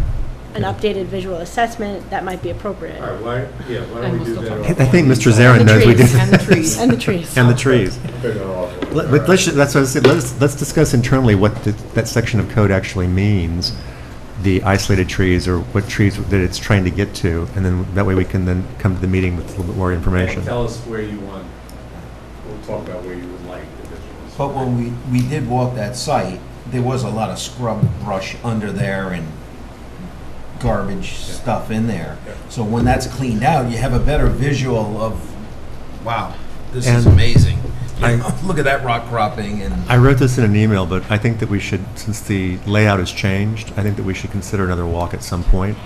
And what I'd like to also have you do is stake the corners of the buildings that are so close to the conservation easements, because I don't believe you can do that. I don't think you can build something when it's an inch away from a property line and not get on the other property. I don't see how it's possible. I understand you've got to squeeze in some really tight constraints there. You're trying to maximize, what the buildings, the amount of building you're doing, which is okay. But I just think looks very close by. So, because we just Jeffrey Groves, if you heard them before, so they wound up going onto somebody else's property and just removing more rock, et cetera, because they were right up at the very boundary of something that they shouldn't have been. They've now had a 6-month delay. Just Yeah, about. and I mean, that project was actually approved prior to anybody being up here. I think Don was on when it was initially approved, and they came back my first year because they had to redo the lot lines or something, Tad, I think. But otherwise, we kind of let that go because it was already approved by other boards. So, but we just we want to make sure you don't get into that kind of situation here, that's all. I do address it in here, that Yeah. same thing, that it just came before the board, we just had an issue with it, and it could have been a legal thing, because they encroached on the man's property and started taking down trees and stuff with bulldozers. And of course, the neighbor came to Something. us to solve the problem, not which good. that's not, we can't solve problems like that sometimes. Neighborly disputes, they go to court instead, so. Well, also, the board may want to think about what kind of protections we're going to want around the conservation areas to avoid those kinds of encroachments during construction. Okay, good point. So we'll wait to hear back from you guys, and you'll revise the FEA, the full environment assessment form, sorry, so we can get the circulation going, and then you'll provide us with the, these are not all with plans, right? Not all these, not all the circulation will be full sets of plans, am I right?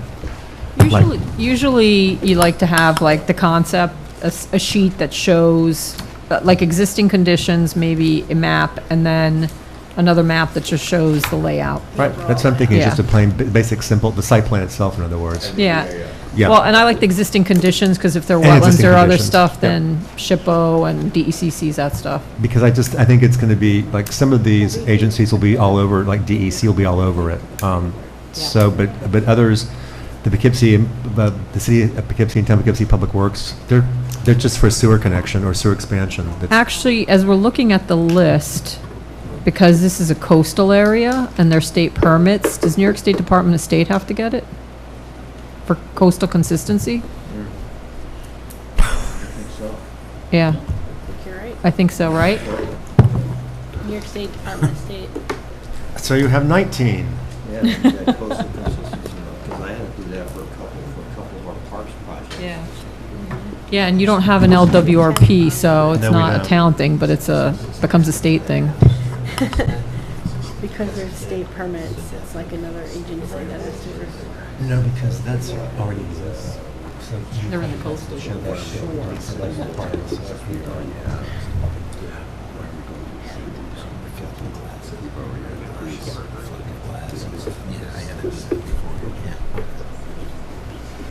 So we'll wait to hear back from you guys? All right. Department of Thank State. you, and now, All right. Thanks, Mr. Joe. Boudreau, so patient here. Let's go back. Mike, do you have your comments? You said. Oh, I'll email You'll them to you. email? Yeah. And do you want I summarized Stephanie's, do you want hers as well, emailed to you? Yeah. Okay, not a problem. I wrote it as fast That's what I as thought. I could just have it right here. Do you want me to send you a PDF of mine too? I could do that. Along with the hard copy. You Yeah, keep the why don't hard you do copy that? for That'd be now, good. but Then I could forward it to You can This share it way, with yeah. everybody. thank you. Thank you, guys. All right, Thank you. Nice to see you as always. Okay, next item for workshop. I can't believe it's 9 o'clock already. Wow. 3 hours. having fun. This is also Bellafield for the Plan Unit Development Phase 2, but this is the site plan portion of it rather than the subdivision. So the main issue, Mr. Garcia wasn't here last time, but for the other three of us were. There were some issues over the architectural style, and my contention was that it didn't meet with the design guidelines as proposed, and the two gentlemen to my left more or less agreed. As well as Ms. Wasser. So you were going to add some more plans, some more changes. You sent them to us, I think, yesterday or this morning. I can't remember which. Sorry, Larry, but I'll let you present and go right ahead with them. Thank you very much. Yes, because you're looking for guidance for us to. Yeah. Exactly. Just FYI, I did the hotel at CIA. Remember that? 12. I could not remember, but yes, that's right, because we waited. That's why it never got built, huh? Right. No, but we waited to do We waited on seeker because stormwater was such a big issue that you had to relocate the hotel. Now it comes back into my head, and it was you. That's right. Right. So I know the site well. Beautiful rock outcropping there. Beautiful. Big trees, so It's on the right track. Yep, good. Yeah, the big trees that'll be coming out. And Anyway. you know you're a landscape architect. Yes, right? yes. So anyway, thank you very much. We're here for the construction phase 2. Mike had to leave, but we'll get through kind of what the changes that he did. He basically took the Howerton. Larry, why don't you use that other mic, because I don't think that one's working. I don't think. Oh, yeah. Oh, it is? Okay. Yeah. My bad, sorry. We took the this is better. He took the Howerton thing and had his renderers steepen up the pitch in the roof, add mullions to the windows, added porches to the front to give it some more relief. He does show stucco, limestone kind of texture on the front, and then he also brought in some board and batten. That's kind of the big, the big overview there. We'll go through it right now. And then Matthew, I'm sorry, it's a long day. So Matthew with L&V to my right, and of course Jared to my left. So here it is, the gable. Now, I do have in the appendix the previous plan submitted, and when you compare the two, this definitely looks better with the higher pitched gable instead of that flat. When I go back to it, actually kind of feels flat to me, so this is a much better approach. And the mullions really do break up the flatness of the glass, initially, and then pulling in that porch off the front there really kind of takes out again the flatness of the elevation, and you can see how it goes back in between the two units, and that's the reclaimed wood, and so there's a lot more kind of movement on the front, and there it is again, and then the next one should be the back with the stone. Yeah, so in the book here, it still showed the brick, but we just got this, and this pulls in the stone. You can see the stone on the bottom. So this would be on the terrace side or the west side of the building. And he added keyholes as well up the top. Yes, which makes a difference. It makes a difference. And then in the Howerton thing, they did show the board and batten. So the next one is a board and batten, expression, and it can be any mix of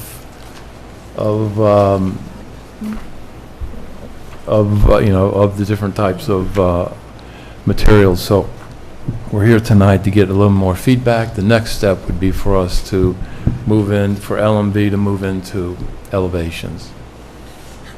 So Mr. Mike Abeldazi. Abeldazi. Yeah. These are from himself? Yes. So he's okay with these, in other words? Yes. Okay. Yes. Good to know. Yes. So, consultants, do you guys want to weigh in any at all? Oh, come on, say something. You're all grinning at me, so. I love it. I think it's wonderful. I actually, so again, this is a planning board decision I know. and preferences, but I happen to like the first one. Yeah, we do too. I don't know what that material is, but I love the mullions. On the other side where you added some kind of porches or patios. Yep, porch, yep.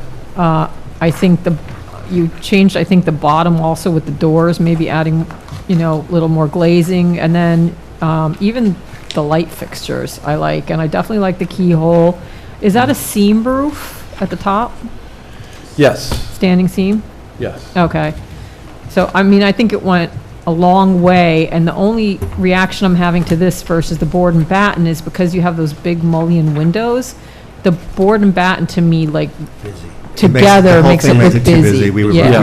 And very vertical. Yep, I Yeah. agree. Yep. Yeah, I agree. so That's- I think it went in the right direction, and then, other than that, I would say the stone base, to me, that white color, and the size looks not congruent, incongruent it's with, not with the local. architecture.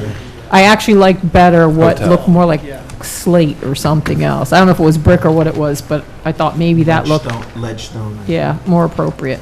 We were trying to match the hotel. I know what you were going to say. The front of the hotel has that same kind of brick, that same kind of stone, so, and what's shown here is like a stacked fieldstone? Yeah, A synthetic yeah. fieldstone? Yes, yes. So, I'm just going to weigh in, Tad, comments? Statement? How is the water coming off of the roof? Well, I was going to say that we get still to don't the have ground meters or gutters or without anything else. Splashing on the side of the walls and causing maintenance issues? Yeah, no, that's a question we've been going back and forth with. He's already gotten engineers looking at it, so we have to figure that out. Is there like some kind of coppery or some kind of, Yep. that could be an actual, also architectural feature? We'll come up with something for, the idea is that we would move to submit in 2 weeks to be on September 6th. And would this be the actual color that's being proposed, this sort of beige? Yes, Okay. yes. And the reclaimed wood would be the same kind of stain that you're showing Well- here as well? Yes, and we'll bring them in, we'll bring samples in. Then I have to say that at first, when I first saw the images, that the first thing that Yep, he yep. proposed looked more like this, I couldn't stand it. But that the changes, the big mullion windows, I actually preferred the board and batten at first, but then when I saw it with these windows, I thought, no, the smooth surface looks better because it makes the windows pop out more. And you see the large amount of glazing now, and then the recessing, I think everything looks much better. I'm Yeah. not a big fan of keyholes, but we have people who work for us, Cynthia, who love them. So when I saw it, I was like, Cotswolds, Netherlands, but it does provide a relief. Yeah. So you're only going to hear from 4 people tonight. I just want to make sure that we're aware of that. But I think you can move forward myself. Don, where do you Yeah, I land? agree. I like this one. John, think everything looks okay? Yeah. And do you guys prefer the slate, the synthetic, synthetic stone as opposed to the more rock, we'll call it? The one that's shown here, i.e. that?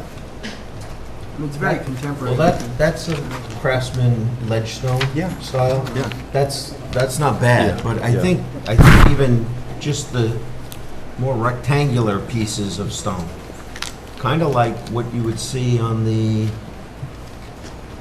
again, I think is it FDR has their structure in that courtyard It area? does. Oh, It's yeah, in the square. It's courtyard. square. In the courtyard. It doesn't have to be big in size, but I think it lends itself to something that you would see in this area. And they call that Roosevelt stone. Okay. I mean, actually, the post office is done in it, the school is done in it, the Haviland. yeah, Haviland, yeah. Hyde Park Yeah, Elementary. so I mean, that's kind of a Library. stone feel. I did do a sketch, because, I'll give it to you to see. I got a couple, I can No. give them to you. Oh, I got it there. My issue with the structure is that, you can see, it keeps in the same field as everything. The only thing I did was just bump that out a little bit and put a bracket underneath. It's very simple. That could be a stone or a simulated stone, kind of a bracket. But what happens is it gets very tall in appearance to me because there isn't that shadow line. We're close. Yeah, you're there. I mean, I drew it so that they could see the stone turning the corner and stuff, so. Do you have copies? Yes, I have a copy for you, sure. No, I have a copy. I have copies. Is the outside structure stucco? Is that like a? It is stucco. right? Yes, limestone stucco. Yeah, It's no, stucco or limestone? It's like What's a, the, Ephes? yes. We will bring in the material, but we're looking at a couple things. okay, because yeah, yeah. stucco, commercial buildings I've seen, they don't weather well, with no overhangs, no. Okay. I don't know. I mean, maybe there's different materials, I don't know. Yeah, the ephes materials are, you know, they're foamed, Yep. they're foamed, Yeah. and then so they're sculptured out of foam, and then they're applied Yep. plaster on them, basically. You know, this looks more like it would be something like you'd have actual channeled Yes, stone yeah. that slid into Yeah, each it's- other to it's- make it's a beautiful high- structure. High end, yeah. Yeah, high end, yeah. Yeah. Yeah, because the building is saying that. So the stone would matter, to me, anyway. And then I think something up on the roof, you know, just to let in light, but I don't see the floor plans. So I thought maybe if that's like a living area or a den or something, you know, you'd have light peeking in just up high, just for aesthetics. And it breaks up that roof line. So on the top floor, it gives access to the rooftop deck. So there's going to be a lot of glass and a lot of light coming in on the top floor already. Just to let you know. Between the buildings or? I'm sorry? Between the buildings? Between the buildings. So each unit has a rooftop deck. And so from the rooftop, there's going to be a lot of window space that will let light into the roof. Okay, so or this into is the a top level. two-story structure or? It's a three-story. Three-story. Shed dormer that you Yeah. suggest? Yeah. I think is a good idea. I think, yeah, okay. Yeah, I mean, you're there. I mean, Yeah. I took Yeah. that drawing and did it. So it follows what the builder, the, you know, contractor was looking for, and Yeah. Well, that's Is what we were that the whole saying at idea? first. was that this the was- railings or something, I mean, that's the only other thing. The railings, are they like aluminum? What are they? Yeah, I'm sure Aluminum? he's got aluminum here. This rooftop deck thing is a pretty extensive structure. Aluminum. Yeah, because they're not as contemporary as the glass. You know, the glass would make it, you know, or something. Oh, like no, that, no, wire. no, no, no, no. Wire. No, no, no, no, no, no, no. That's not going to match the style of the building. I don't have those glass walls. No, it was a thought. What? It could be cave. There's different kinds of rails. We have good direction. We're going to get into the elevations. Matthew will get you more detail, and off we go. Perfect. Any civil site-related comments? Am I going to get those? I was focused more on get settled on your architecture in That's case all we were the looking at building right now. changed, and then we'll As I get to said the anything first else. time, I didn't hear a lot of comments about the, well, I did have some questions. So Tad and I were trying to figure out. I'm doing the ESC comments, and that will be site-related. Okay. The grade, I mean, the first ones you showed us had a stoop 24 inches in the front, I believe, where you came up to a platform to enter. Now it looks like you're entering almost at grade, and then it trails down maybe at some point to lower units. This shows that, but on the civil, you are correct. We're still kind of playing around with how high is that first floor. The floor right now it's 11 feet. If it goes down to 10 feet, then we can lose the steps. You know, lose a so step we're or still two. Yeah. playing around with that. But the important thing is you came here looking for direction for the architecture, Yes. and I think you got that And we tonight. got it. So any other, so we'll be here September 6th. Okay. Good Okay. job. Thank you. Great. Thank you very much. Thank you, and thanks for being indulgent with the prior application. Sure. Because you guys are all local, and they're not. I know. They're all going way far away. I know. We appreciate it. Florida, or Yeah. from? Yeah. Yeah. I mean, a couple of them are spending the night tonight in Rhinebeck at Mirbeau, but the rest are all going back to the city or in Jersey, and they fly back to Florida in 2 days. So, anyway, All right. thank you. Anyway, thank you very much. Have a good night, everybody. Okay. Next item on the agenda, we need to set a, Wait, I have somebody here. We're not there yet. The next item on the agenda would be to set a public hearing for August 16th to consider the extension of the site plan approval for River Ridge. Making a motion to set the public hearing for August 16th. So moved. Thank you, Don. Second. All in favor, please say aye. Aye. Motion carries. The next item is a site plan waiver for ductless heat pumps located at 38 Main Street. This is all the way down where Main Street meets River Road. Because of grading, you can't see it from the river.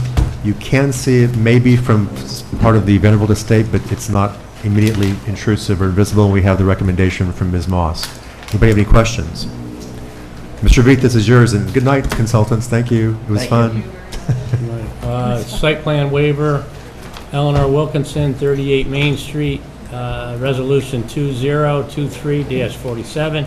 Whereas an application requesting a waiver of site plan has been made to the Town of Hyde Park Planning Board by Eleanor Wilkinson on July 31st, 2023, for the property located at 38 Main Street, Hyde Park, New York, and whereas, now therefore be it resolved that the Town of Hyde Park Planning Board hereby waives the site plan requirements for the proposed installation of ductless heat pumps as described in the request for a waiver of site plan received by the Planning Department on August 1st, 2023, and the building permit application dated July 22nd, 2023. Second. Any further discussion? All in favor, please say aye. Aye. Motion carries unanimously. Next item is a quick one. This is a recommendation for a sign permit. It is code compliant, and this will be going on to 4315 Albany Post Road, which is formerly the Petitello Realty Building, now Berkshire Hathaway, that's right. So, They still own it. oh, they still own it, okay. Anybody have any questions about this? Mr. Waters, this is your resolution? Resolution recommending granting of a sign permit, home furnishings, Resolution 2023-46. Whereas, now there be it resolved that the planning board recommends approval of the sign permit for home furnishings as presented with the sign permit application dated July 28th, 2023. Second. Any further discussion? All in favor, please say aye. Aye. Aye. Motion carries unanimously. May I get a motion to adjourn the meeting? So moved. Second. All in favor, please say aye. Aye. Motion carries. Thank you. Thank you, Tony, for broadcasting the event. Thank you to Supervisor Torgiani and the town board providing the resources to provide this. And we'll see you in 2 weeks.